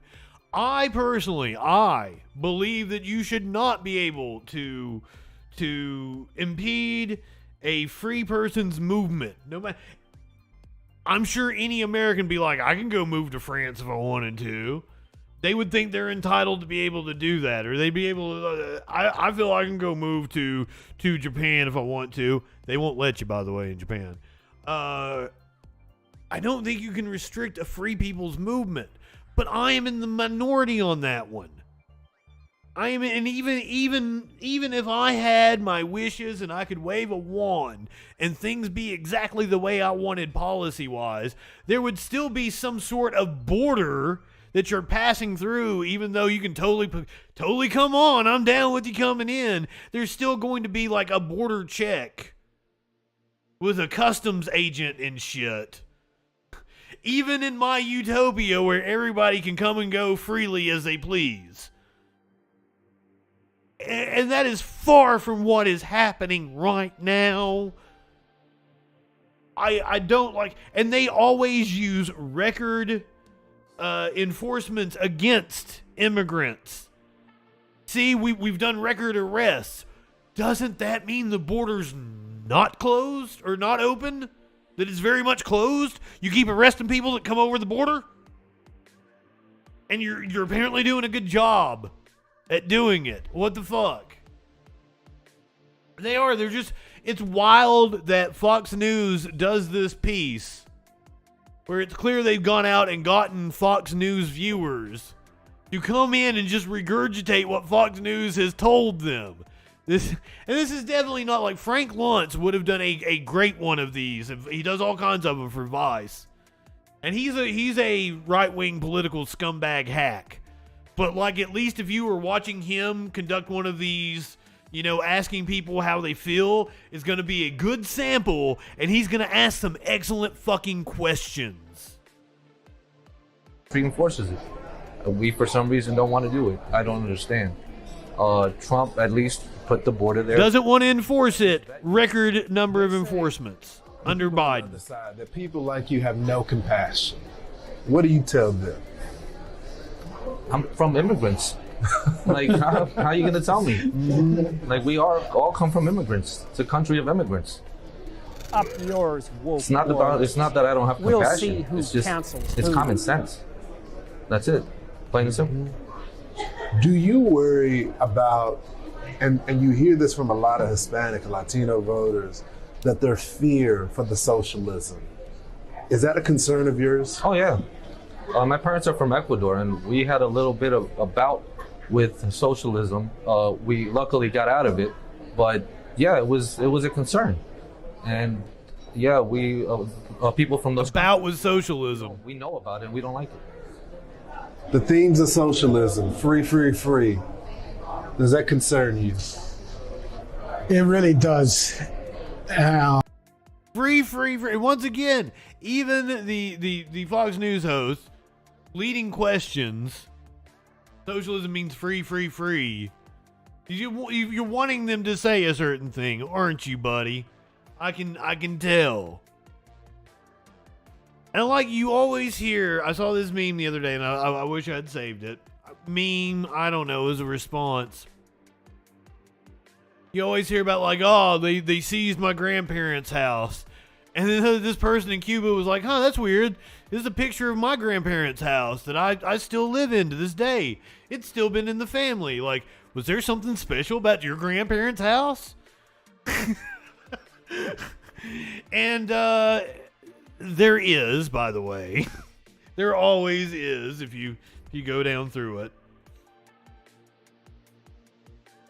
I'll tell you what, Lawrence. All of us, we have some family member who's had suffered through socialism. Personally, my family is from Cuba. What they had to suffer and endure, and what they're suffering and enduring now, which I think I mentioned, I saw it personally. It's just horrible, and it's on paper. Buddy, the suffering they're enduring now is because they are embargoed from the rest of the goddamn world. And my God, there is some talent and intelligence on the island of fucking Cuba that we are squandering. They are on par with our healthcare system, and they've done it being cut off from the rest of the goddamn world. Let me repeat that again. Their healthcare returns are on par with us. That speaks to how bad the U.S. healthcare returns are. But that's amazing for an island that has been completely cut off from the rest of the world for what now? 60 fucking years? Almost 60 years? Produces some of the best cigars in the world, some of the best rum. On a tiny fucking island with minimal resources. They send their doctors to disasters all across the world. Because they have some fantastic fucking doctors. Buddy, the suffering of the Cuban people now is 100% inflicted on the island by the United States. Fuck off, man. And don't tell me you know more about it because your family came from Cuba. You live in a delusional fucking world. It might seem like a good idea, but in practice, it's not. We are all individuals. So you cannot expect a group of individuals to all think the same, act the same, be the same. It's just not feasible. Socialism you always think it didn't work over there because they didn't do it right. Right.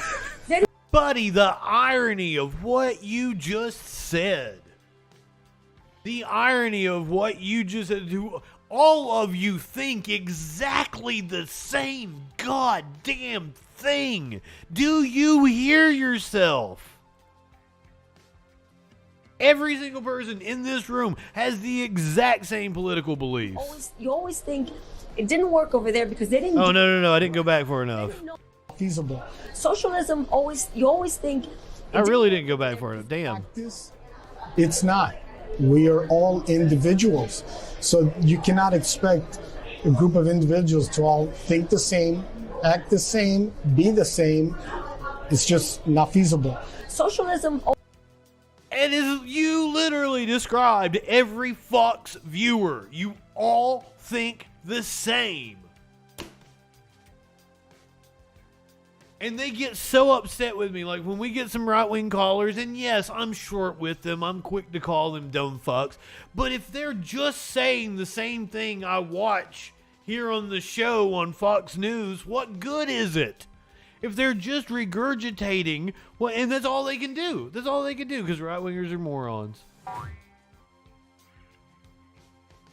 I guess I got to show more patience with them and try to talk them out of it. That's the new... Debating them is not good content because they're all just going to say the same shit. I got to deprogram them, don't I? That's more intensive. That's not as fun for me. I like calling people dumb fucks. I'm going to have to deprogram them. It takes time. It takes patience. And I ain't got it. You always think it didn't work over there because they didn't do it right. Right. They didn't know how to do it right. Oh, over there, no. They didn't know. We're going to know. We're going to know how to do it right. No. Because humanity is humanity. Mm-hmm. And all these things factor in. And it might be nice for a year, but 5 years from now, no. 5 years later, it's miserable. Everybody's miserable. What does that mean? What do you think socialism means? What are we talking about socializing? It makes zero sense what you're saying if you know what these words mean and you have an understanding of economic systems. I'm not following what you're wanting, ma'am. Everybody's the same, but no one has anything, and no one's happy, and everyone's miserable. Strong words. That's what socialism means. More of the focus group later in the show. I don't know. They have no grasp on reality. Sorry. At the top. Now, we did this story last night. We talked about some of the drop boxes that were being guarded by armed soldiers in Arizona, because I really wanted to highlight that because that was scary to me. CNN with the scoop here, they got a woman that actually went up and confronted the motherfuckers that are protecting the drop boxes. So totally into it. Anderson Cooper, let's watch this video.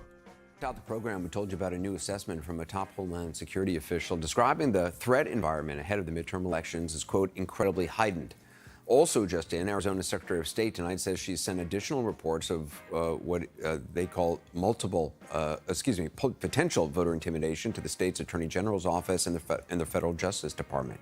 Now, we should point out the Secretary of State, Katie Hobbs, is the Democrat running for governor in the state.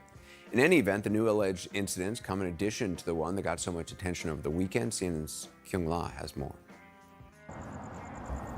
Outside an early ballot drop box in Mesa, Arizona, two men armed, wearing tactical gear, watching voters. A vigil taking place over multiple nights.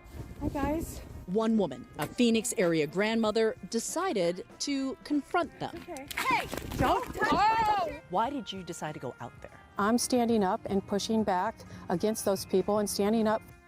Okay, for those of you listening to the podcast, and just to make sure we all know what we saw, they had their license plate. These indescript people who are almost certainly on the side of a right-wing militia group or some shit.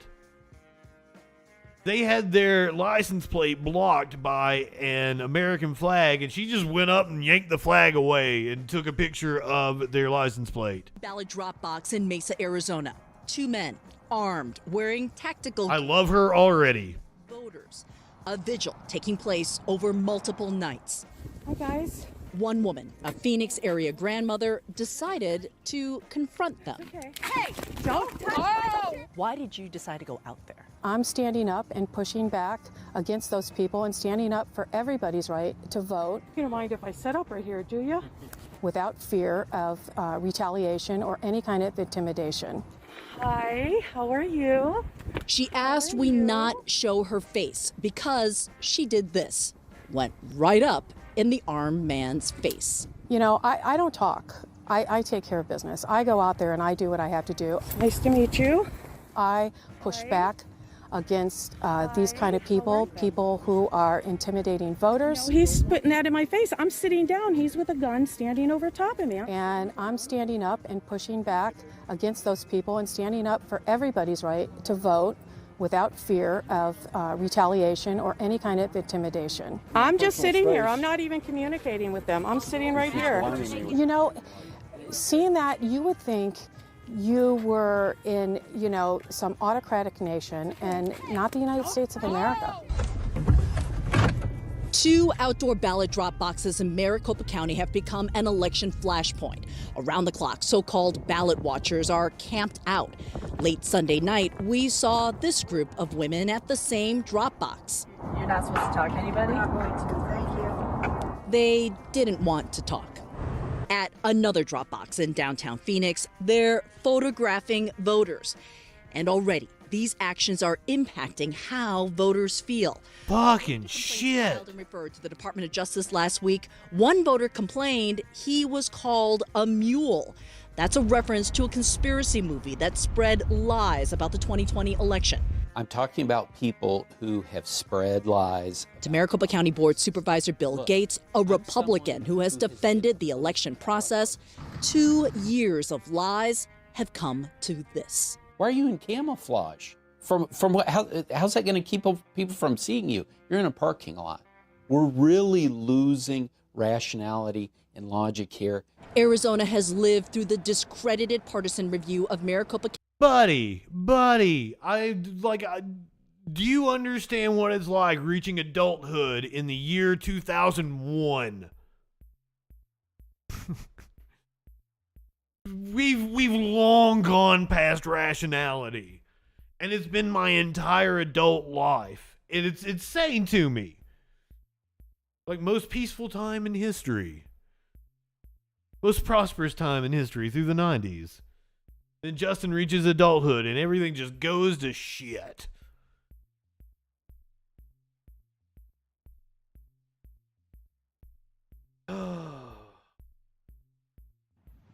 As a conservative, it's getting harder and harder to not look like a kook. You motherfuckers have looked like kooks for fucking years. County's 2020 ballots. And now Republicans on the midterm ballot, like gubernatorial nominee Carrie Lake, are raising doubts about this November's election before a single vote has even been counted. I'm afraid that it probably is not going to be completely fair. I wish I could sit here and say I have complete faith in this system. I don't have faith in this system. We begin to look at defining fence. I hate it Republican here. Secretary of State nominee Mark Fincham urged followers on social media to watch all drop boxes and made a conspiracy reference to Democratic donor George Soros. This is why we have. Oh my God! These sort of confrontations. It's been normalized in some way over the past few years, but we're not going to normalize it here in Maricopa County. I encourage people. Let's take the temperature down. Arrest those fucks for voter intimidation. He's now weighed in on these incidents as well. He says that basically this doesn't meet a threshold for a crime. He was specifically asked, what can you do about this? And he says he's going to expend resources. I can see two sheriff's patrol vehicles sitting nearby. They are keeping watch on this. There are undercover deputies here as well. But that there is a right to bear arms here in Arizona. And the tactical gear, while he considers it very unfortunate, it is clothing of their choosing. And what is still happening out here, Anderson, is this is the box over my right shoulder, very innocuous. We are seeing people vote, but this is still continuing. You can see these folks on these lawn chairs. It doesn't appear any of this particular group is armed. That's usually when the sun comes down that people here and deputies here have told us that they show up. The sheriff did say that he's working with the Department of Justice to see if any of this might be impeding the vote and if this is a violation of a federal crime. One thing I should add, Anderson, is that a lawsuit has been filed by a couple of activist groups and organizations seeing if they do actually believe that this is a violation of civil rights of a voter and hoping to stop this. Anderson? Kyung Long, appreciate it. Thanks. I guess that's on the federal level. It's up to the federal level to decide. There's not a state law that applies. They said it doesn't meet the burden of a crime. Go from Arizona to Florida. From the frying pan into the fire. There's now a protest ban at Florida University, not a Florida University, at Florida University, the University of Florida.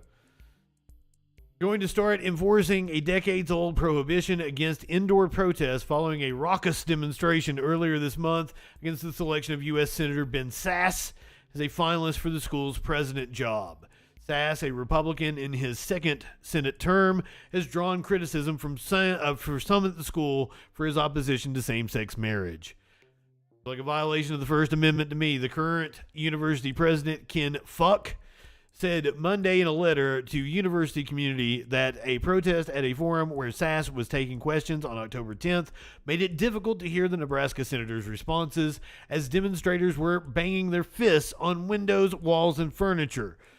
Sounds like their First Amendment right to me. Because of the demonstration involving 1,000 protesters, the discussion had to be moved online and shortened. While the university supports the First Amendment right to free speech, with this commitment comes an obligation to protect the rights of everyone in our community to speak and to hear. Yeah, like they don't want their tuition fees. You have treated the university system like it is a product. They do not want their tuition fees, which they are consumers. They are consumers of your university. That is the way you have sold it to them, that you are providing them a service. They don't want their money to go to a bigot. Simple as that. FSU is better at football, aren't they? I'm just saying. The regulation against protests inside campus buildings has been on the books for 2 decades, but it wasn't enforced in recent years because protesters were respectful of others and their rights to speak and to hear, Fuchs said. Yeah, I'm calling them fucks. It's Fuke, I don't know. Fuchs. Fucks. Policy will be enforced next week when the school's Board of Trustees meets to consider Sass's candidacy. The students who violate it may be subject to discipline.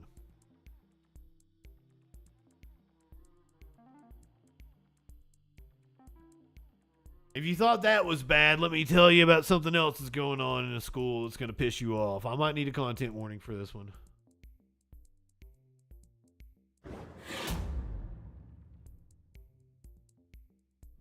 I don't know. Maybe it wasn't worthy of a content warning. I'm just assuming they're going to say something stupid. New controversy arises surrounding the race of Oklahoma superintendent. The Tulsa World reported that if elected, Republican Ryan Walters would have teachers undergo patriotic education. Jess, in the past, Republican Ryan Walters has said that too often students here in Oklahoma are being taught U.S. history inaccurately. He argues this idea could help reverse that trend, but his opponent, the Democrat, Gina Nelson, calls the plan bizarre.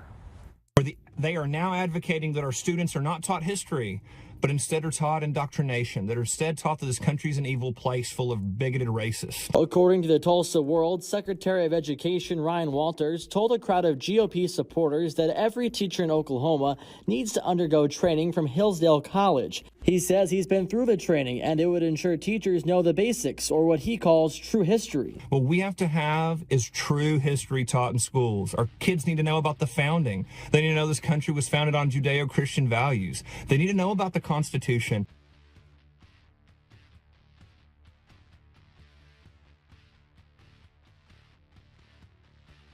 Buddy. The first thing you said was flat false. The second thing you said is proven wrong if you'd actually read the fucking document. Your first thing you said is proven wrong if you'd read the document you referenced. It's goddamn. They need to be inspired by heroes like George Washington. Walters contends this idea is about ensuring history is accurately taught in a patriotic way. His opponent, Gina Nelson, argues this idea raises red flags, accusing Walters of being a puppet, suggesting he has improper ties to the Christian college. Both Nelson and Walters argue they want to support teachers, but it's obvious they disagree on what that support should look like specifically. Voters will have. I thought he was a candidate, and apparently he is a candidate for the state education secretary. But they referred to him as the current education secretary. You know, some were Christians. I mean, and like most of those, you don't know their fucking names. There were Christians. It was just like now, it was a diverse swath of different beliefs.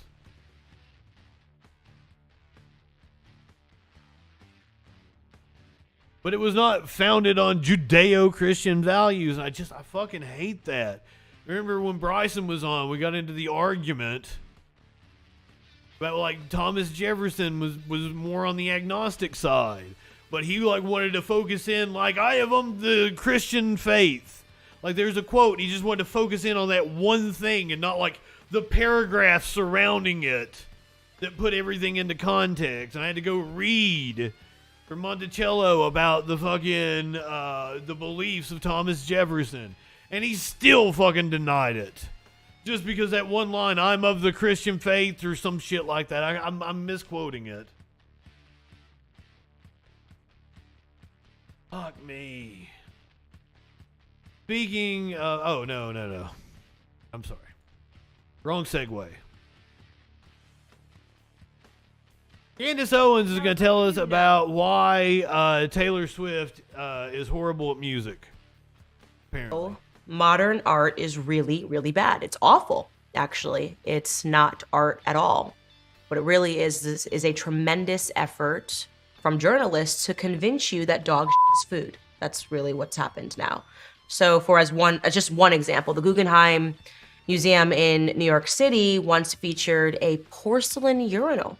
Yeah, how's that for art? Imagine you're walking around a museum and you see a porcelain urinal.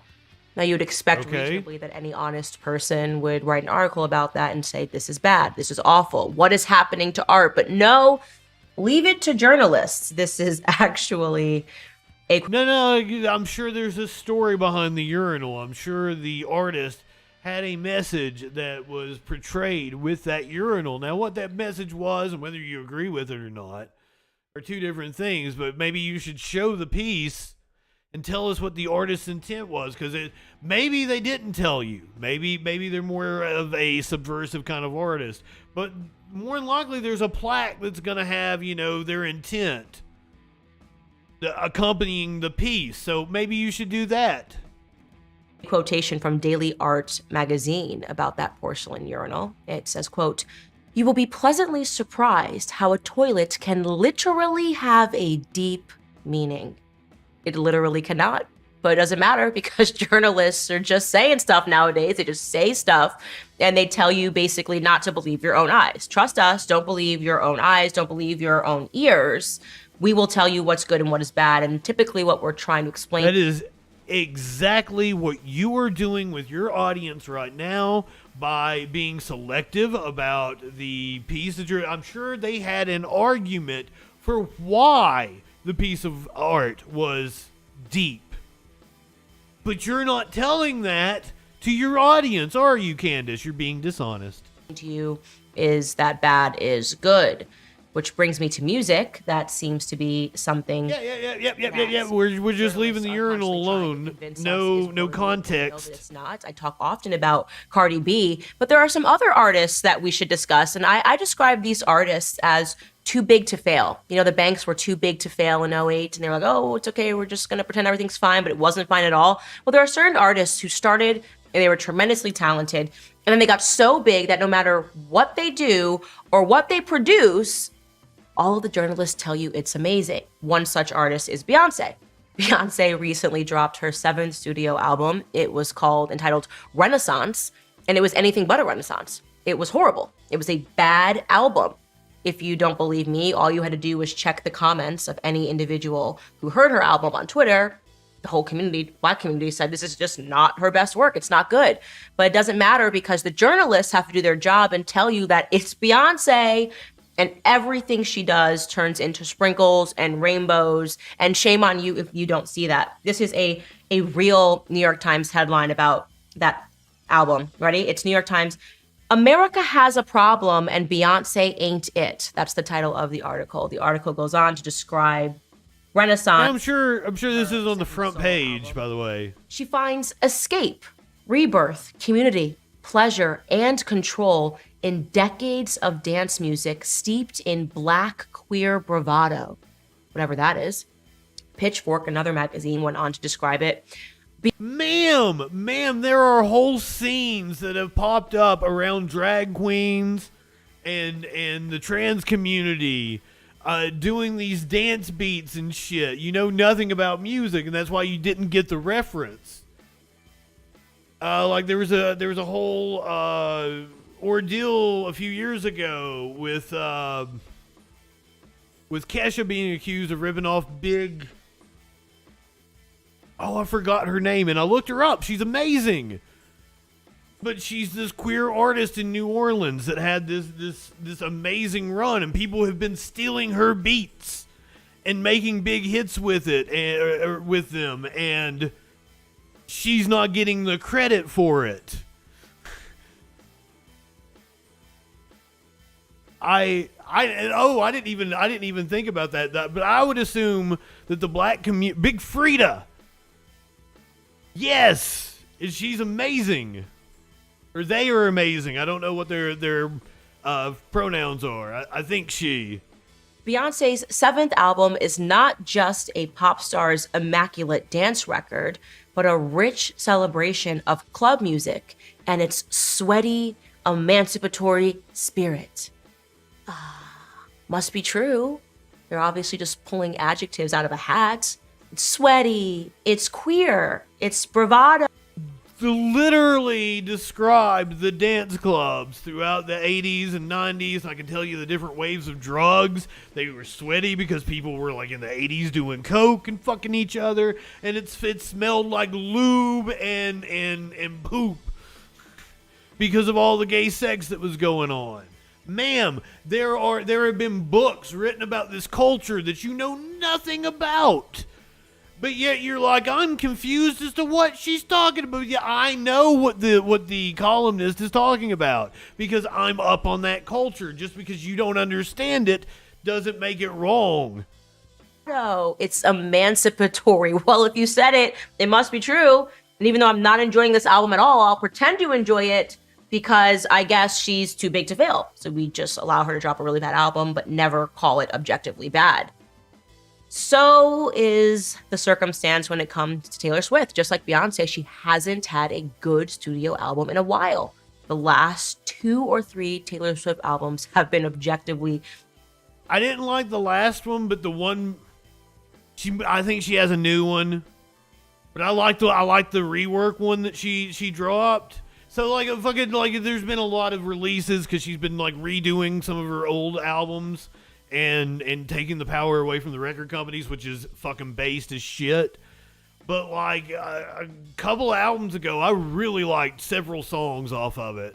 Like I thought she did a really good job. It was pre-pandemic though, but I'm not. And I really liked like the 10-minute version of the song about the. I didn't think I would like that song at all, and that was really fucking good. She did it on SNL instead of having like 2 musical performances. She had one in the middle, and it was that 10-minute fucking song, and it's really fucking good. I've listened to that multiple times. Didn't think I would like a song like that, but you can't deny the woman's talent, and the fact that she's like selling out stadiums now, good for her. And I like that she's swinging her dick around and trying to break up the industry monopoly. Very bad. But she does not know that because no one tells her that. And whatever she produces, they just pretend that it's another layer of Taylor that we're peeling back like an onion. And that might be true. We're peeling back the layer that's really bad and it stinks. That's where we're at. Taylor Swift's music is not good. She just dropped an album that she thought about that all night. And before I tell you about the album, I want you to hear Taylor Swift describe the album too. Take a listen. Track 3, Antihero, is one of my favorite songs I've ever written. I really don't think I've delved this far into my insecurities in this detail. Well, let's do it. Well, you guys won't hear it, but I will.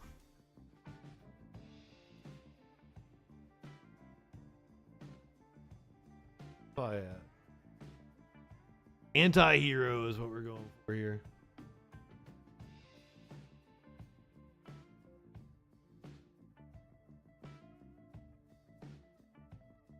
Hey, Swifty. Anti-hero. Oh, I gotta switch the output here.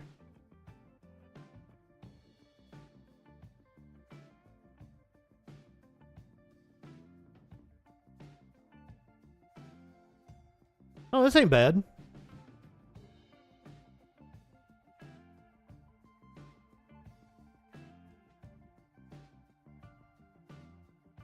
I can get into this.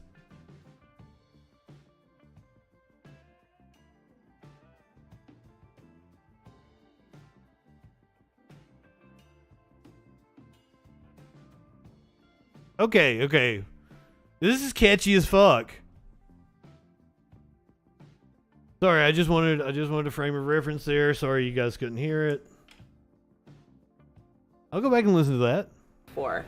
I struggle a lot with the idea that, my life has become unmanageably sized, and that I, not to sound too dark, but like I just struggle with the idea of like not feeling like a person. Like, don't feel bad for me. You don't need to, but this song really is a real guided tour throughout.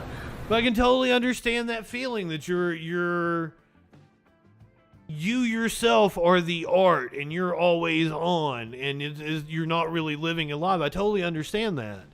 All the, things I tend to hate about myself. We all hate things about ourselves. And it's all of those aspects. I was muted. Things we dislike and like about ourselves that we have to come to terms with if we're going to, be this person. So, yeah, I like Antihero a lot because I think it's really honest. So, mumbo catchy as fuck. Nothing she said there made any sense, and the album doesn't make any sense, and the lyrics don't make any sense, but she's Taylor Swift, so I don't know. We're supposed to pretend that what she just said was magical, that the lyrics are magical, and she dropped a song. I guess the main song that she wants featured and that she's speaking about is Anti-Hero, like you just heard her describe. It's the lead single. I don't think that was the main song. Describe as true self-loathing, and it ticks off Swift's deepest insecurities. And it kicks off with this line, I have this thing where I get older, but just never wiser. Okay, I'm going to just read you some of these lyrics, and you can listen to that. Was like the least played one, wasn't it? If you want to hear where she is at as an artist. But here it is. The hook, the chorus is, it's me. Hi, I'm the problem. Oh, no, it's the most played one. At tea time. Everybody agrees.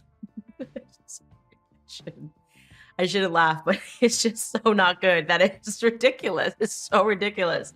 Ready? This is a couple of lyrics from the verse because it gets deeper. Sometimes I feel like everybody is a sexy baby and I'm a monster on the hill. Oh my gosh, that's so deep. Let me say that to you again. Sometimes I feel like everybody is a sexy baby and I'm a monster on the hill. That is so relatable. I feel like that sometimes too. I don't know what a sexy baby is, neither do you. But I guess this is supposed to be deep and we're supposed to think about it. Of course, the journalists love to describe it as cryptic and there's some deep message that's in here. So if you're not getting it because you should. Well, did the journalist highlight those lyrics specifically? We're not seeing how deep the porcelain urinal is, because this is porcelain urinal for music, right? More lyrics. But like, okay. Because like, I hate it when people do this. Like, because like, they'll talk about like comparing music from the 60s and shit. Like, the Beatles wrote a song called Oblu Dee Oblu Da. Fucking, come the fuck on, seriously. I just, like, if you anything, like, I'm not saying that the Beatles don't have some brilliant fucking lyrics, right? But they have some goddamn nonsense. And they have some other shit that sounds like nonsense, but when you get the context, when you hear the story behind it, it's not nonsense. You could take any piece of a lyric that might have some fucking meaning somewhere to somebody. You can take any fucking piece of a lyric and take it out of context and be like, this doesn't make any sense. Yeah, Oblu Dee Oblu Da doesn't make any fucking sense, Candace. Or whatever kind of music you listen to.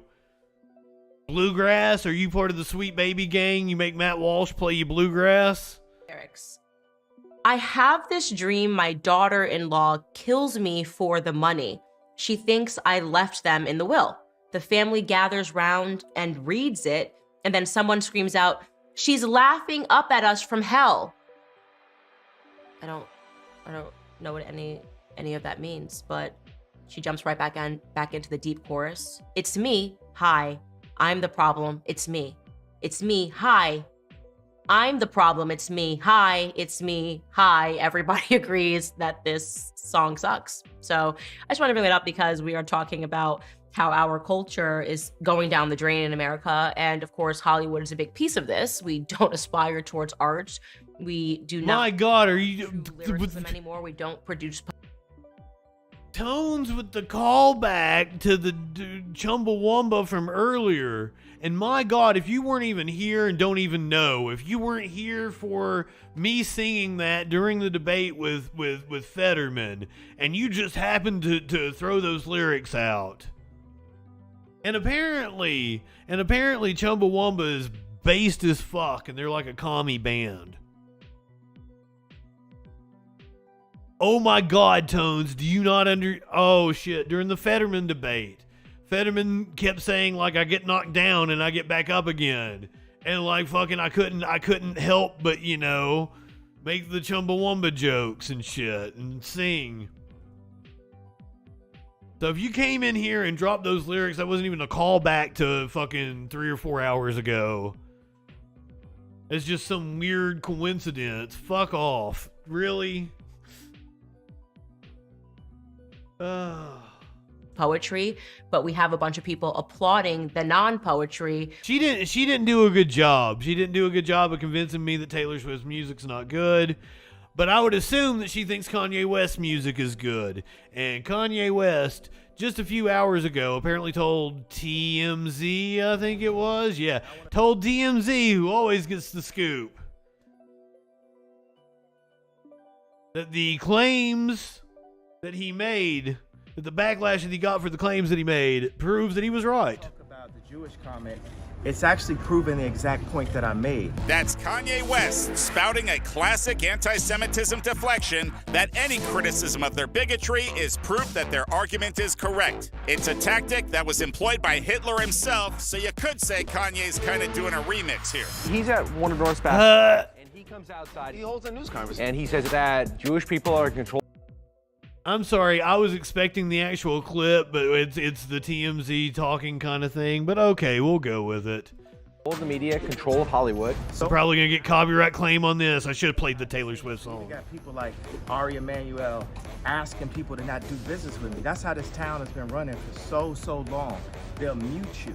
They'll try to mute you at all costs. They're afraid of us not being afraid anymore. Also not afraid are the trolls who crawled out of their hidey holes to echo Kanye's sentiments over the weekend. There are people in LA who hang these banners over the 405 saying Kanye West is right about the Jews. Giving Nazi salutes. Meanwhile, Kanye's refusal to retract his pretty fucked up. Have caused his new business attorney Camille Vasquez to drop him and celebrities to condemn him, including Khloe, Kendall, Chris, and even Kim, who posted, "Hate speech is never okay or excusable.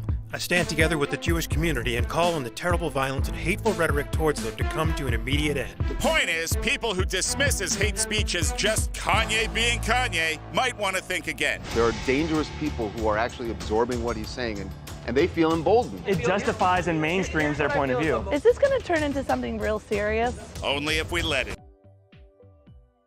Oh my God. There's no stopping this. I don't know, other than like him being broken out on the street, there's no stopping this train.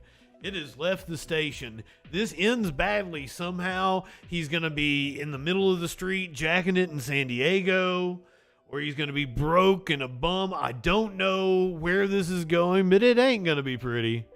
It ain't going to be pretty. He has lost a significant chunk of his wealth after several deals fell through for him. Adidas apparently was one of them. I can't keep up with the celebrity news. As far as I know, wasn't he like financing an album because nobody would give him money to make an album a few years ago? How'd he get to be a billionaire? The Kardashians seem to have some based takes. Fucking Kim is all about the prison justice reform, so I'll take it. Now, don't ask Sparkles about Kris Jenner, though. Kanye tells Howard Stern to shut the fuck up. Apparently, this happened on one of the like, this dude's a Nazi apologist. Who's this guy? I saw Lex Friedman. Friedman. I saw producer Dave watching some of this. Apparently, Kanye West dissed Howard Stern. Howard Stern, nobody wants to kiss your dick, so shut the fuck up. I said, and by the way, I'm tagged.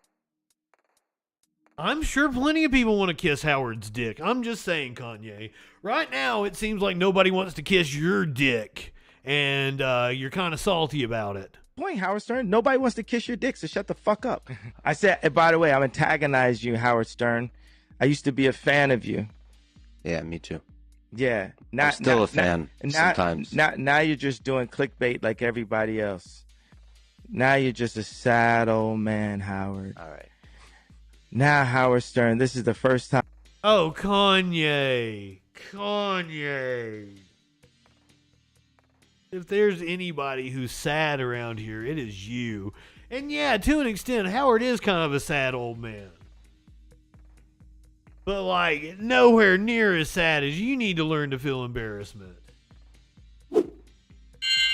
Also, Howard, at this point in time, has fuck you money. So if Howard wants to be a sad old man with some cringe takes and some base takes, he can totally do that.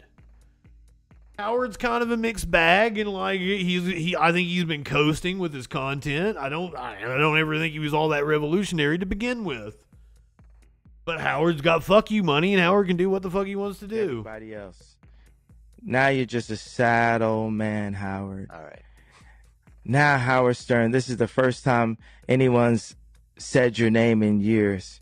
Your own family doesn't say your name unless they're calling to get their bills paid. You're going hard. Hey, how often does Kim call you for some alimony? For some child support, Kanye? Jesus fucking Christ. Right-wingers have zero self-awareness. See, that's beautiful right there. That's much better than calling Jewish media. Go after individuals. Okay, go so after individuals. And if you don't talk shit about me, talk shit about me. This is great. Talk shit about me. Oh, he's almost 69?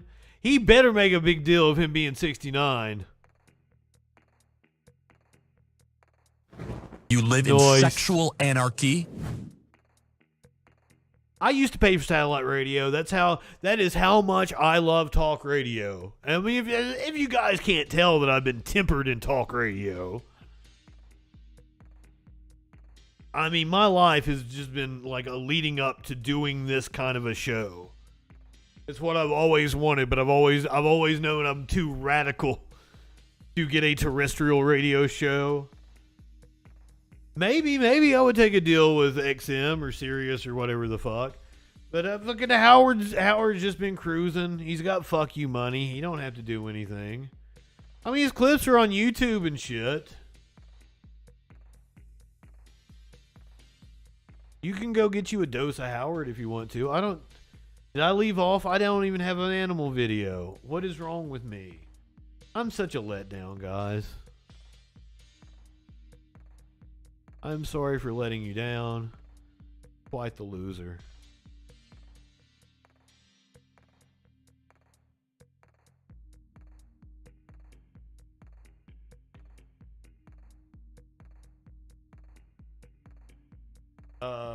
Let me find video.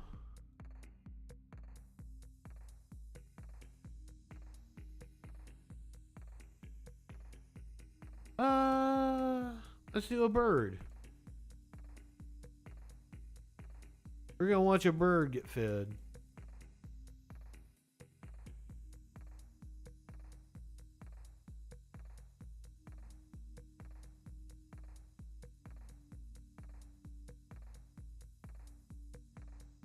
Yay, birds.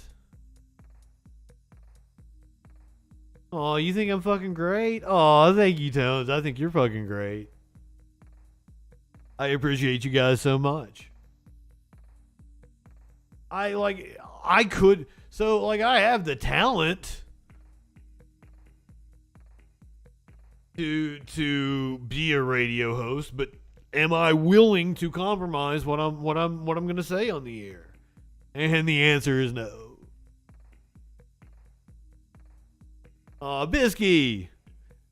I always try to end with an animal video.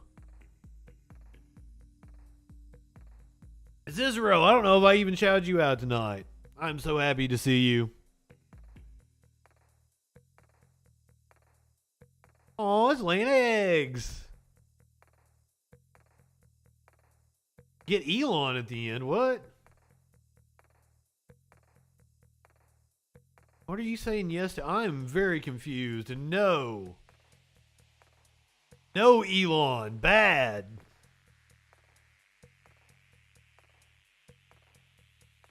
Oh, I'm glad you like the Halloween theme. I try to always throw up new themes. It's going to be a lot harder when I launch the new graphics. Not as much space to work with.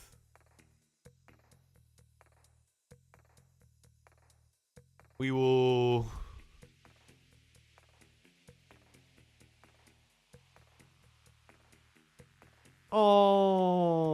even see them hatch and everything. We're up to day 38. Oh, their little mouths are ugly. I guess they gotta look like that. No offense about what? Why am I changing my graphics, or why fuck Elon Musk? Oh, they're getting so big. They still got weird looking mouths. Oh, they're just wide open. Okay. I see. They're not weird looking mouths. They're wide open wanting fucking food anytime Mama Bird comes back. I see. I was like, why do their mouths look so weird? Just because they're fucking gaping open like, please put something in me. Why this video? Oh, I always do a animal video at the end of the show. It may be something cuddly. It may be an animal that you wouldn't want to cuddle with. It may be a bird. Usually it's going to be, a cuddly kind of animal. Might be a big cat though.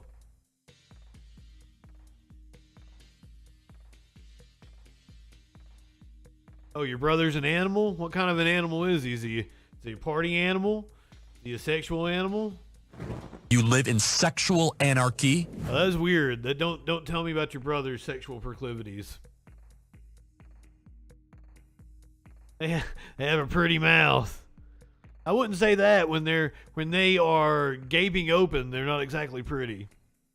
But I guess I understand it. It's a food delivery mechanism. It's not about the aesthetics. It's about being able to deliver nutritious worms to the birds. What was it, Dr. Oz? At nutritious chicken? Oh my, what? I'm going to have to go back and listen to that. What in the fuck did Dr. Oz say? Worried about a woman, and he referred to it like a specific woman that he had met. And wanted her to have nutritious chicken. And I was like, well, why didn't you go to the Wegmans and buy her some nutritious chicken? Come on. Oh. I didn't dream that, right? That happened. That was a thing.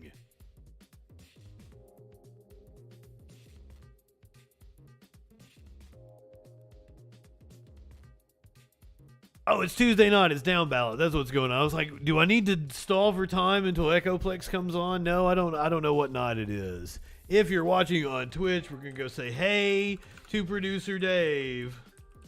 God, we might even be into local love already. No, it's down ballot. It's down ballot.